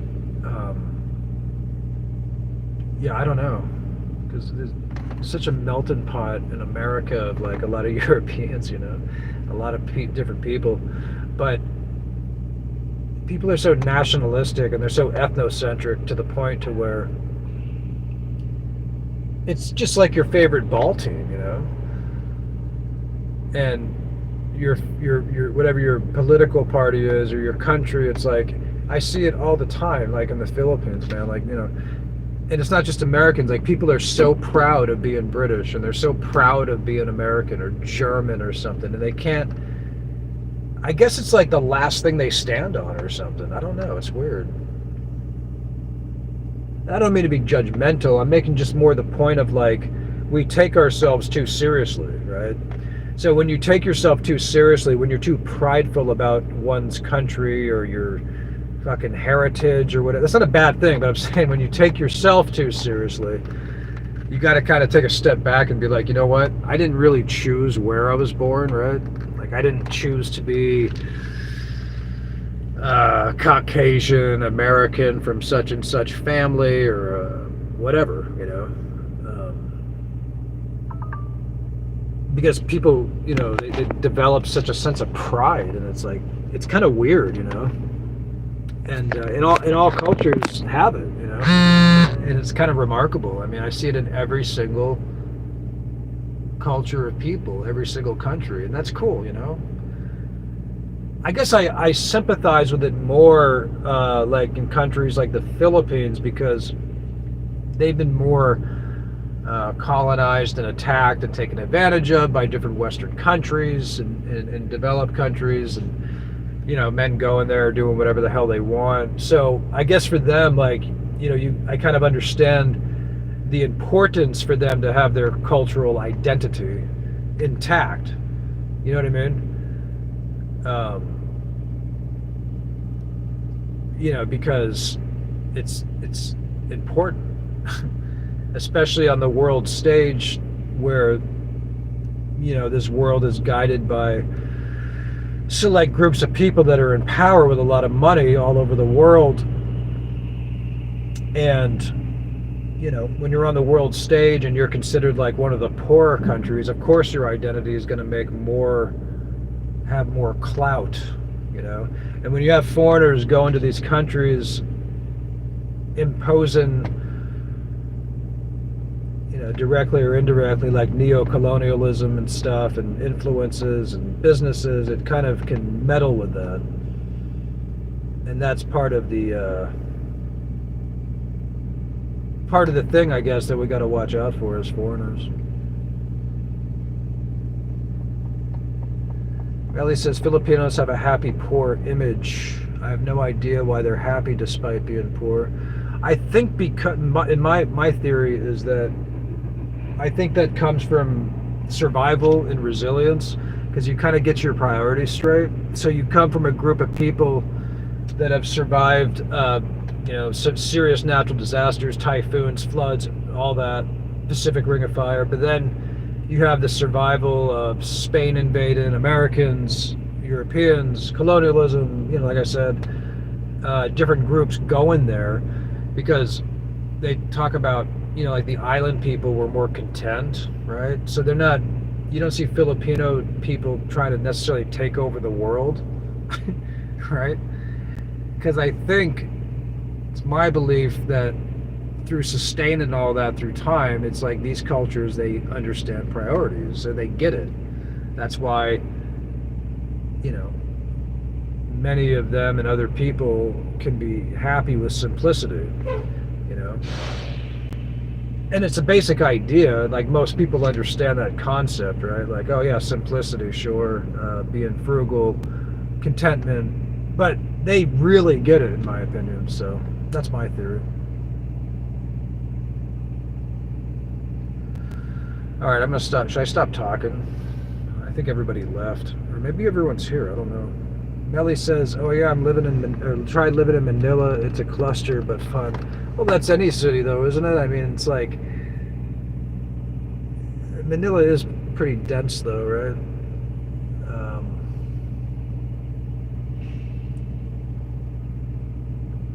Yeah. I remember being blown away, like, the thing that struck me, like, when I first went there was the, just such the extremity between wealth and poverty, you know what I mean? It was always, like, you could walk out of, like, a modern, beautiful hotel, and then, like, right next door will be, you know, slums and dilapidated buildings and people in streets and children running around asking for money, trying to hang off you, literally block your path as you walk, begging for money, you know, and like their parents will be on the corner watching them do it, and it's like, wow. But just like it's normal, you know. And I think it has like a profound effect on you, especially when you're younger, you know. And you see poverty in America, obviously, but it's on a different level, you know.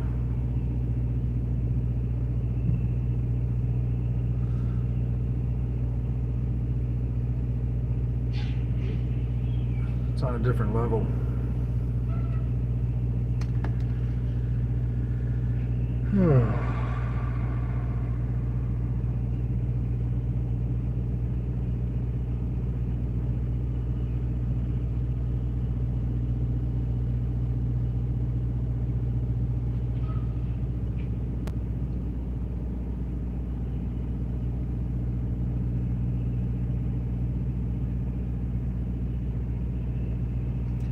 It's on a different level.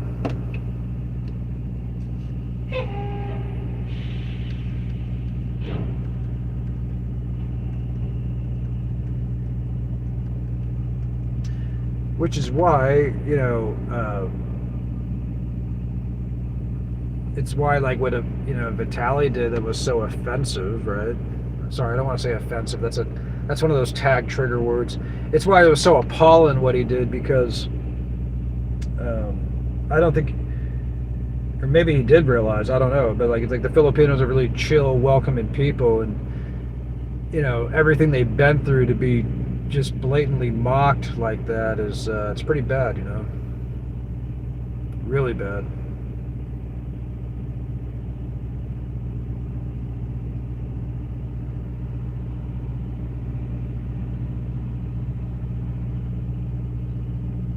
Yeah, it was pretty bad. Melly asked, "Where's your destination now?" Man, I'm in Modesto. Yeah, I gotta stay up all night. I'm picking up a load, and I'm gonna drive to Minnesota. So I'll drive through Reno, Nevada. Drive through Nevada. Go through Utah, Salt Lake City, into Wyoming. Cut through the northern part of Wyoming, and then go through South Dakota, and then to Minnesota. That's the goal. This is my daily life. It'll take about 3 days. I'm gonna stop at the gym in Reno and then stop in Rapid City, South Dakota. So if anybody watching happens to be in Rapid City, South Dakota, if you want to say hi, I'll be there. Oh God. Dreamina, hello, good to see you. Thank you, thank you.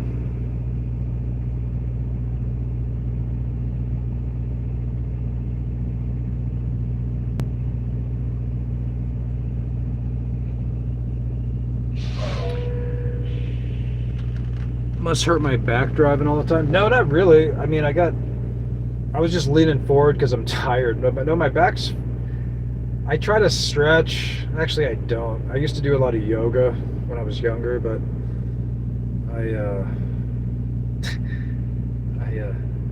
yeah, I mean, I still exercise a lot. I mean, I used to run marathons, 26-mile races. I ran half marathons, you know, but I like, you know, 3-4 mile sprints now, intervals combined with weight training. It's just the best. I really love training, man. It's just it's so hard to get to gyms on the road, so I'm only able to do it like 3 times a week, usually 3 or 4 times. So you gotta like really make it count. I mean, you can drive 500 or 600 miles, and you just got to do it, you know. And it's not so much that you're tired, but well, you can be tired. So you kind of tend to focus more on your diet when you're on the road. That's why a lot of truck drivers get fat and depressed and isolated and all that. It's one of the reasons I started the channel, man. Was I know for me, I had to be kind of connected. I didn't talk to other people such as you, and it helps, you know.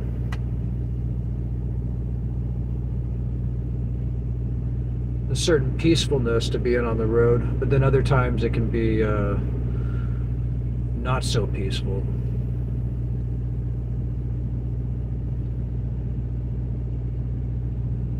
You have to be comfortable being in your own thoughts sometimes, you know.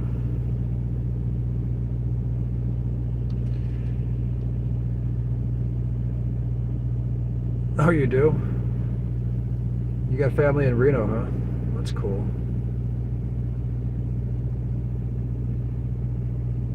I like Reno. It's a nice little spot. Saw one of my favorite bands there, Rush, one time. That was a great show. That was a good show.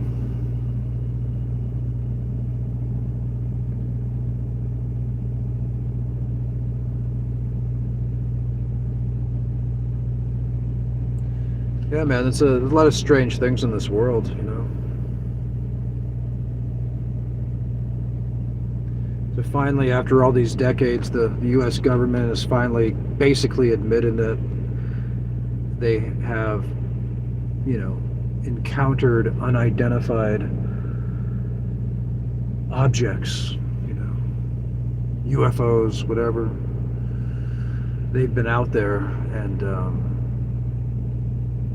pilots have seen them, you know, credible sources, and there's, you know, obviously a lot of things we're not being told, but there's been a couple of whistleblowers, you know, that work in that part of the U.S. government that have risked their lives too, and status, by sort of bringing more of this to public attention, you know. But anyway, Gamer Wit says, "Hey Captain, did you vote for the Orange Menace?" That's funny. You know, Gamer Wits, I think that's the first time in 2 years you have ever asked me a question. That's amazing.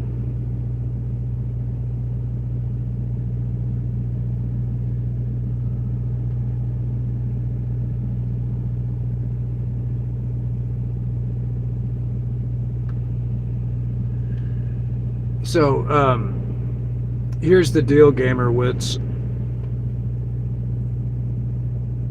I recognize that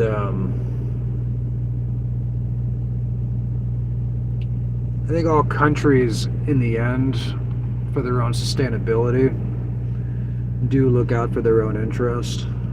And I think a lot of issues that are polarized in the U.S.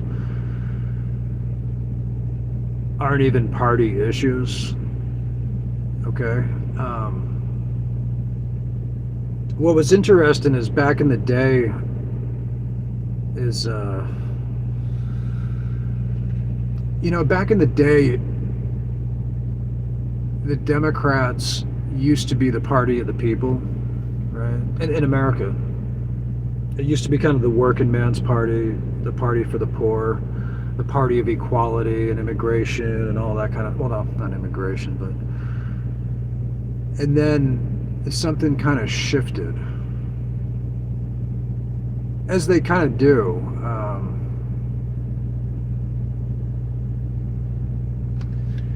It's very strange times, because they've always said that, like, America, the Dems are the shit right now. What you mean? You're saying they're bad, or you're saying the shit like it's cool? Like, what context do you mean that? I think people are really in echo chambers too, and so it's really hard to stay independent in terms of, I mean, I've always considered myself independent, whatever, because I think the party system is designed by default as, it's stupid, you know. The party system in the U.S. is stupid. And yeah, the Democratic Party is pretty much done for the next 10, 20 years, 5, 10 years. And they're not going to come back until they get another, Bill Clinton, Barack Obama type. They got nothing left right now, because the thing is they destroyed their own reputation, because like Gamer said, this guy that they consider the Orange Menace, they pretty much behave the same way. I mean, it is basically proven now that they did weaponize the justice system against a political opponent, okay? The Russia hoax, which it wasn't just like him saying that, it was made up and paid for by the Clintons, dude. Okay? So, and it's just all a mess, because it's not so much that like, oh, they're bad, he's right, they're the worst, they're both like, it's crazy, and a lot of the Democrats, the elites, have taken over like a lot of tech companies, okay? And so the irony is like, they were always about free speech and liberalism and all that, and they're trying to control free speech now in America, is the elite left-wing Democrats, dude. Okay? And there's certain groups, man, that are collaborating, and they're running tech companies. A lot of them. And, thank goodness for whatever it may be. I mean, even a guy like Elon Musk and even Joe Rogan, they were Democrats for the longest time. If Musk didn't buy X, Twitter, we'd be in a serious mess, man. Because it was getting really bad. But anyway, these aren't party issues. These are like weird... What's going on, man, is that you got a small group of people with a lot of fucking money that are propagating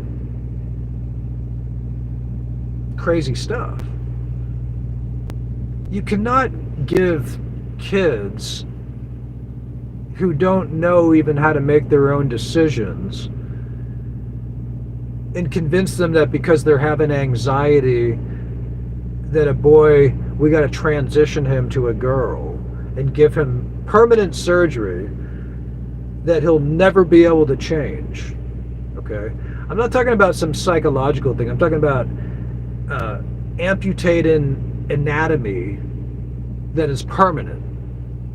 Giving them drugs, hormonal stuff that prevents them from going through natural puberty. This stuff has permanent effects on a child throughout the rest of their life.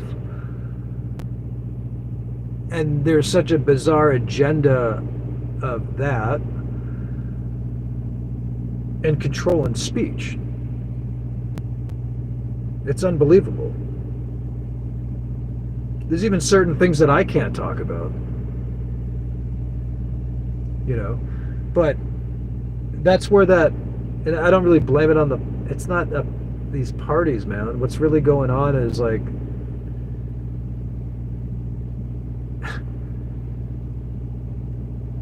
look, where it's going for the people that hate, the Orange Menace, as you called it, Gamer, which the problem is that where this is going, like with AI and everything, in the future, is what's going to happen is like most countries are eventually going to lose their identity, and AI is going to replace government. Basically, it's going to they're creating a consciousness of we're trying to create God basically through AI. All right.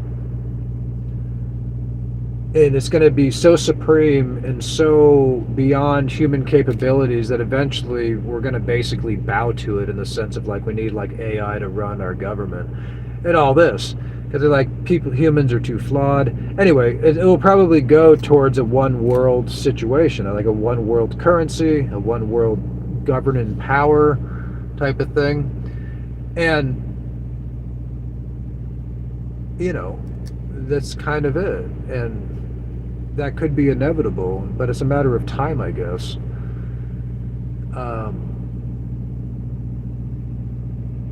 But I think that we have to preserve our identities as long as we can. Gamer Witch says other countries don't really have that LGBTQ. Yeah, I know, I get that. And I don't even think that we have it that much. That's what I'm saying. I don't think it's a big deal in America. I think, I think it's a small group of people that are creating fucking media, dude. You know, and I think I mean, there's this stuff going on, but I don't think most Americans even care, you know what I mean? But I think most rational human beings realize that doing a gender change in surgery on kids is highly unethical. It's like, duh, you know, common sense. I mean, it's crazy, all right? It's ridiculous. I mean, when you're going after the kids for an agenda, it's pretty sick. It's pretty sick, you know? And I don't even think that represents the LGBT whatever thing. I mean, it's again,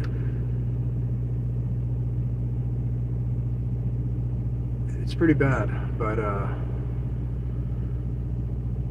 yeah. Look, I know a lot of people internationally are not okay with, like,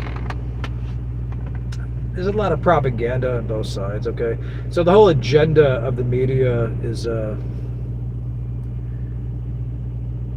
they want to before the narrative about Trump was what was it? Oh yeah, he wants to be a tyrant, a dictator, yeah, and all that, right? But really, he's more of a nationalist on the world stage, with interest being towards America, as most countries do. It's an undeniable thing across the board that the trades have been imbalanced, right? And especially the stuff with China and everything, that's undeniable. And in history, he's kind of was the only one to really start bringing it to the forefront in terms of talking about it. He's been talking about it since the 80s.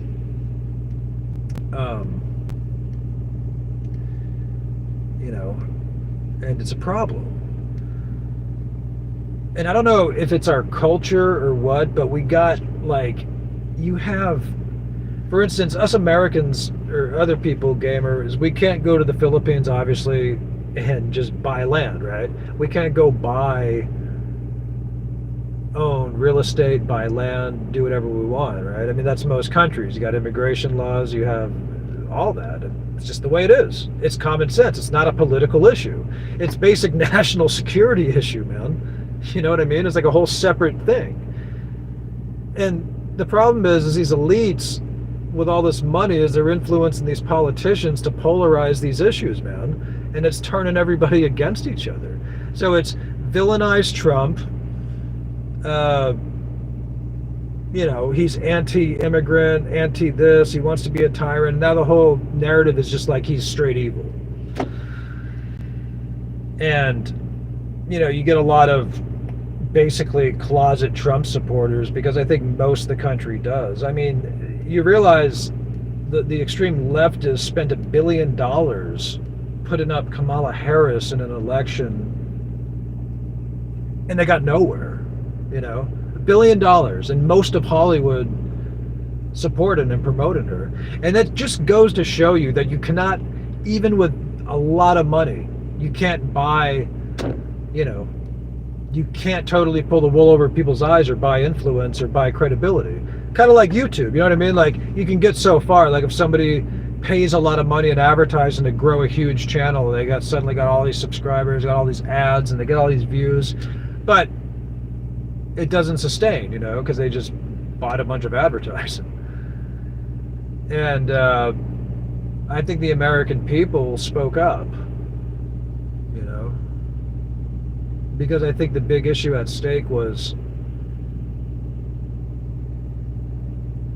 Yeah, it's just weird. It's weird the way the narrative flip-flop, because it's almost like, I mean, really, Trump now, that party, they're almost like the new Democrats in a sense of, you know, it's almost cool to be Republican now, you know? It's almost like, it's kind of like a little bit rebellious. It's like the anti-establishment party, right? So the Republicans used to be the old, crusty white men, billionaire guys that only cared about big business and the military.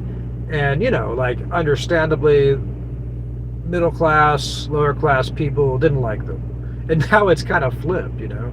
It's just a shit show as far as, it doesn't, the big issue at stake here, guys, is when I mean, their goal is to flood in enough immigrants to the swing states, okay? And then what's going to happen is they're going to go blue. And then you're going to have a permanent party system of blueness in the whole country. The whole country will be a permanent Democratic state like California. And it will then, once you get all the swing states blue, it's going to be always Democrat. And the irony is like, that's a tyrannical agenda, right? So, I mean, it's just, the propaganda is all bullshit, man. They're all just going for a different type of power. But, you know, I have to be a patriot in some ways. I've critiqued my own culture, but I'm more, yeah, I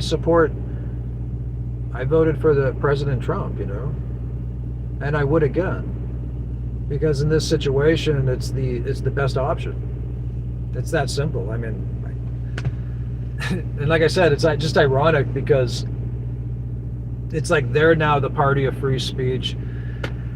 They're the party of what was the other one? Sorry, I lost it.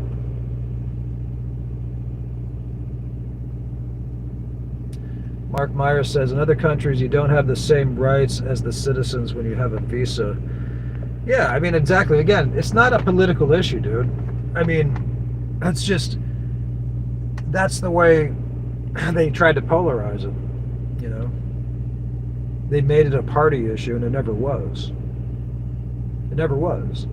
And people really buying this bullshit narrative, too, like, oh, it's racist, you know? I think society they're really done with that narrative, you know what I mean? Like, you can only pull that for so long to where people are like, all right, you played that card way too many times. Immigration laws are not racist. Like, this is just normal stuff in the world. Like I said, we can't go to the Philippines and buy land. You can't just show up. We invite, we have the Chinese developing bases and towers next to government buildings here in the U.S. We allow to do business with the Chinese to buy land and to spy on us. Okay? We buy cell phones with God knows what tracking devices and so forth from China. And I think it's like, are we that stupid to where like, oh, I'll just, as long as they pay more money, they can buy the land? You know, is it that stupid? You know what I mean? Like, who's really allowing that?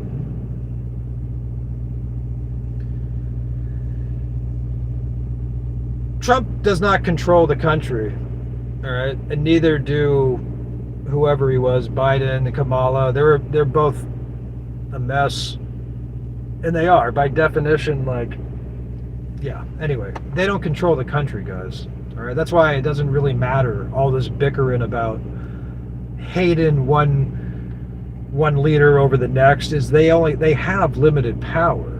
The people running the show, they hide behind the scenes, right? They're behind the curtain.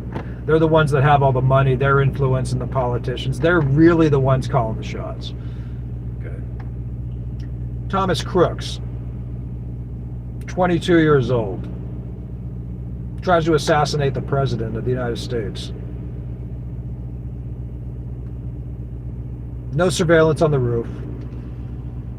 Did we ever even hear about that? Like, what happened after that? You know, his house was scrubbed There was like not even silverware or something weird. There was never an autopsy. He had multiple phones. Nothing. We didn't even hear about it again. It's amazing. I mean, like, you know what that was, right? Anyway. No, I don't despise immigrants. What are you talking about, man?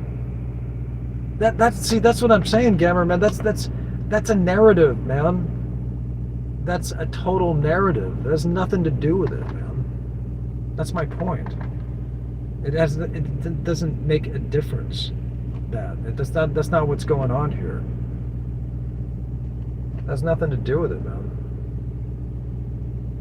No.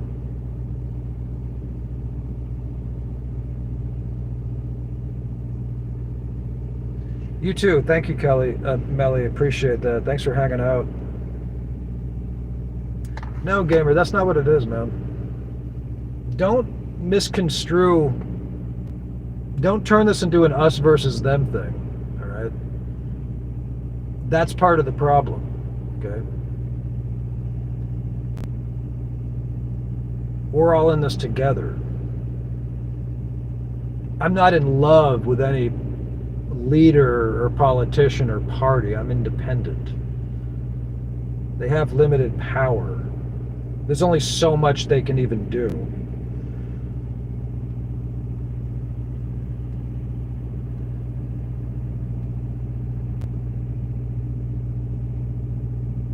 No, man. Who doesn't love, immigrants are great, man. Of course, there's a lot of great immigrants. There's a lot of great people here, man. They do, like, different jobs, and, it has nothing to do with it's that they're also being used,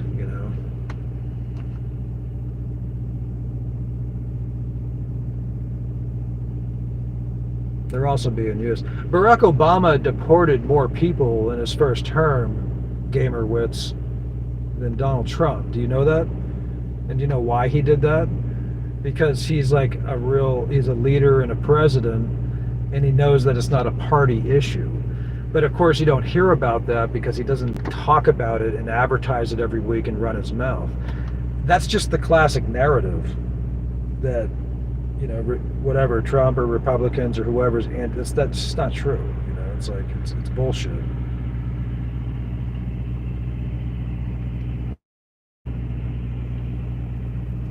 Yeah, but don't put words in my mouth and say I despise. That's not cool, man. That hurts my feelings, to be honest, because you've been on the channel a long time, and if you sincerely think that about me, that breaks my heart, to be honest, because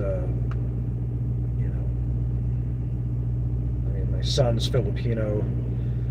I'm practically I'm a foreigner in a foreign land. I have a lot of empathy for immigrants, people in that dynamic, okay? I have a lot of empathy for people in poverty, okay? And there's not going to be by the way, there's not going to be some, like, mass deportation of immigrants here, by the way. That's not going to happen, because a lot of them are just people that have been under the radar. They're doing work, and they're just trying to work for their families. They're not looking for those people, man. A lot of that, again, that's just a scare tactic that they use.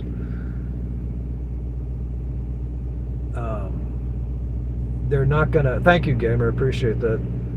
They're not gonna kick out a bunch of immigrants. There's some, yeah, for sure. But look, all these discussions, like the ones we're having now, is like, we're actually having a conversation now, So this is what goes on at all levels, and it's like, there's no incentive to kick out every alien that's not a legal resident of the United States, and it's not going to happen. They're going to probably give some of them pathways to citizenship. They're looking mostly for criminals, and there's got to be certain population controls of any country. It's just the way it is, It's like, there's not going to be an identity left for any countries. And it's the same, like in the Philippines, man. That's why I've been always talking about neocolonialism and all this stuff, because us as Americans and Europeans going to your country, gamer, you know, like you don't want us changing the Philippines, right? You know what I mean? Not so much changing it. Well, yeah, changing it, but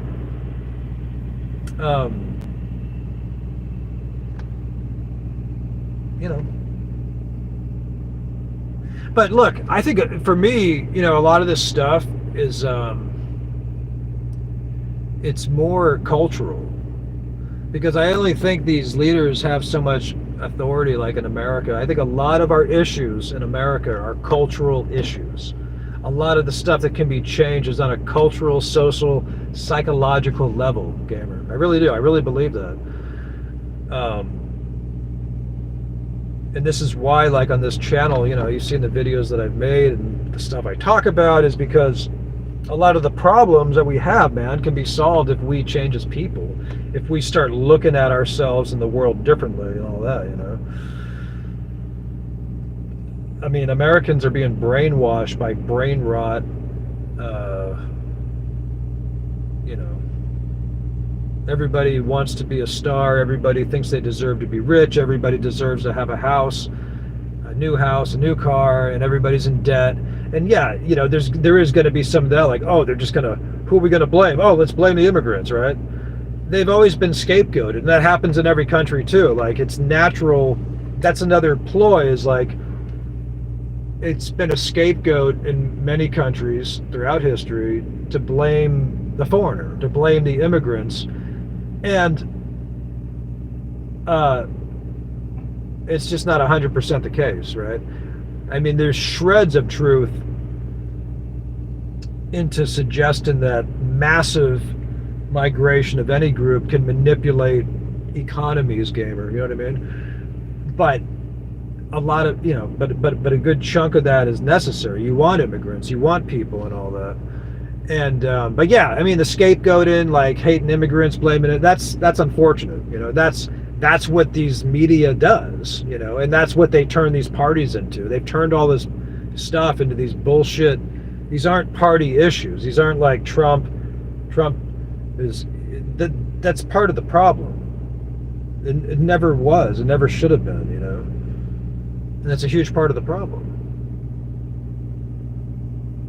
And to say, like, you know, oh, like Trump's anti-immigrant, Kamala Harris is not. No, she's the same fucking thing. You don't think they're gonna, in national security, like, listen, we gotta cut this and cut this and cut that.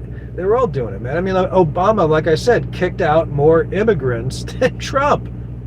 Okay, so that's ironic. Well, I don't want to say more, but I think in his first term, but that was kind of nuanced, the type of people that were sent back and everything, but. Because, you know, whatever, he knew. But, yeah, did I make my point? I think I made my point.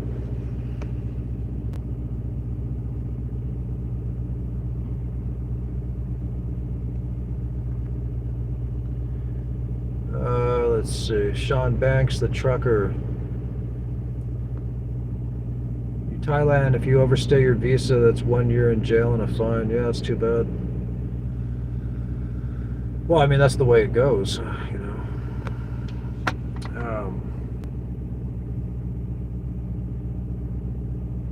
Yeah, we live in very strange times, man.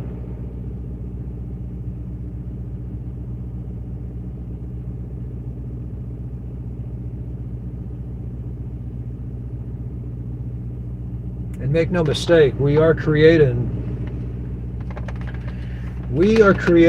a form of intelligence that is eventually,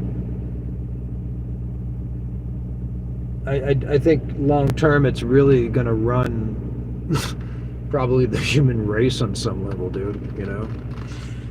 People are going to become so dependent on AI because the capabilities are so incredible. Even right now, they're incredible.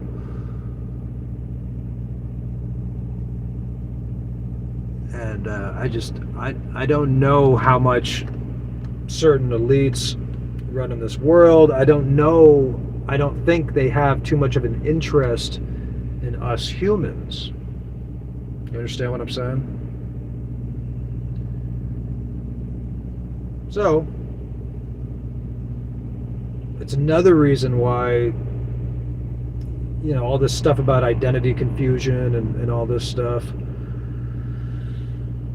It's part of that. It's part of the brain, the beginning of brainwash. Okay, you got to remember this too. Well, I don't want to say that, but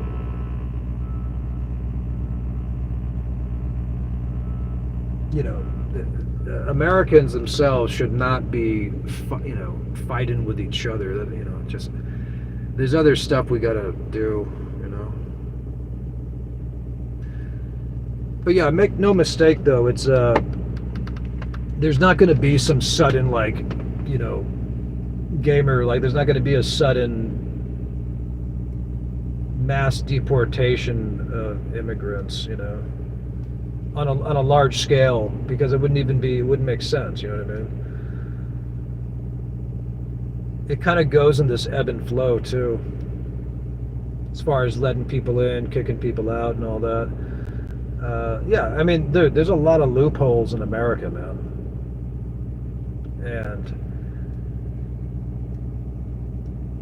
And part of I think the problem in our culture is that as Americans is we're not exposed, because I don't think they want us to be. I don't think they want your average American traveling, getting his passport, going abroad.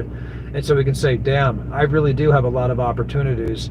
You know what? I'm going to try to save my money and get out of all this material shit, instead of, oh, I live on the best country on earth and I'm never going to travel. I'm going to work for 50 years and buy all this shit and then blame immigrants for all my problems of being poor. See, that's part of the scam. That's what they're doing. If Americans were more culturally aware, if we could help ourselves, we'd, be better off, really. But, yeah. No, man, for me, it's like, I take everybody as they come, man.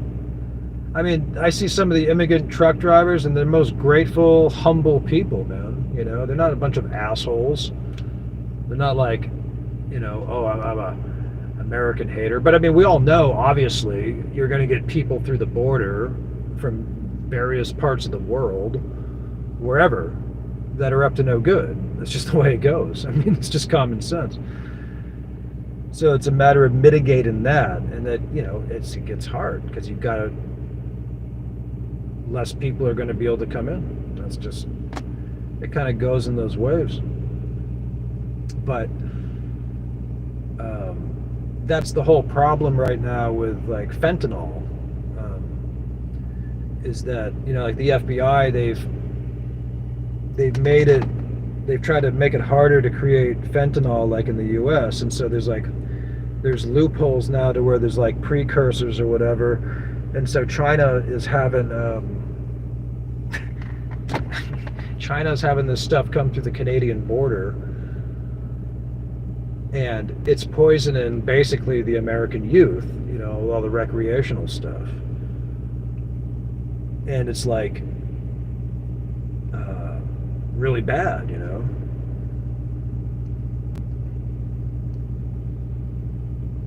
It's really bad. So we live in a very complex world. Yeah.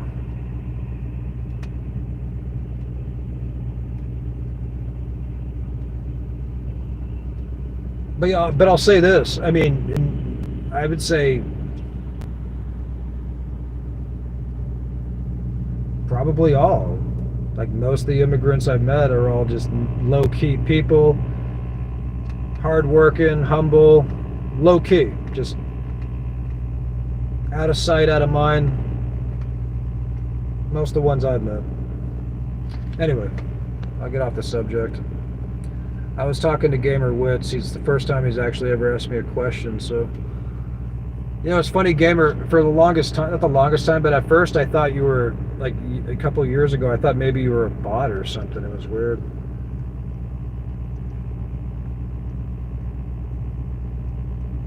But I'm glad we had this conversation, so people know,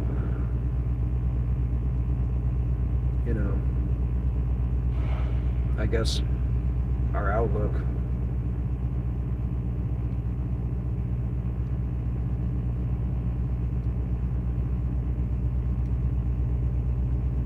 And you got to remember, like a lot of the media you hear about all this stuff, the media kind of peddles, the whole fear game, and it's like when you have fear and panic and greed and all that, it's a way to manipulate markets, and it keeps people, keeps them on their toes. It keeps them in line. When people are in fear, they will obey. They'll walk the line, So, I mean, obviously there's dangers in the world, but you got to take with a grain of salt some of the fear-based propaganda, especially with regards to the immigrant issue, in my opinion, because I don't think it was ever a party issue. I think they just made it that way. I think they gave it the illusion of that, you know what I mean, as a run-in point. Because I don't even,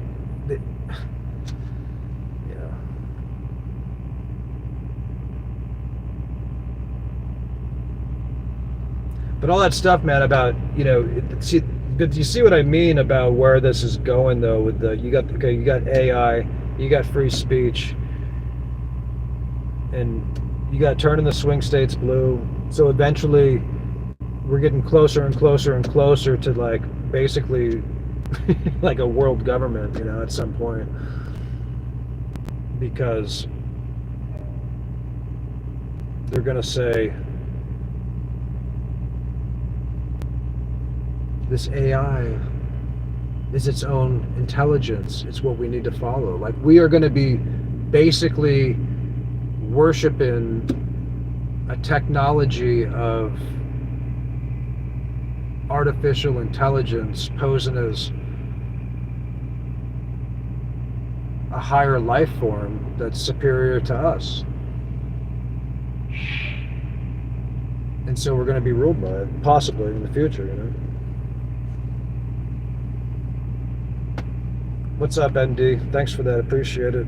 Sean the Banks Trucker says, I met a Filipino, the province, and I'm coming up with a plan to be with her. That's cool. I'm done with the rat race, Sean Banks says.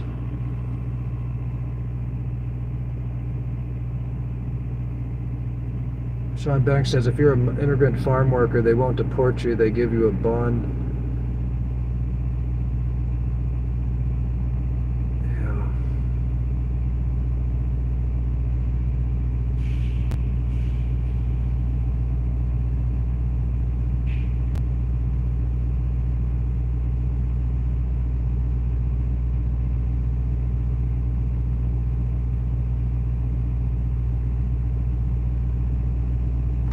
Alright guys, I gotta go. I've been on this live stream for like 3 hours. Thanks for keeping me company tonight. Appreciate you all. Thanks for all your support. Everybody that watches the channel and everything. And you guys be good, man. Take care. Appreciate you all. God bless. Bye-bye.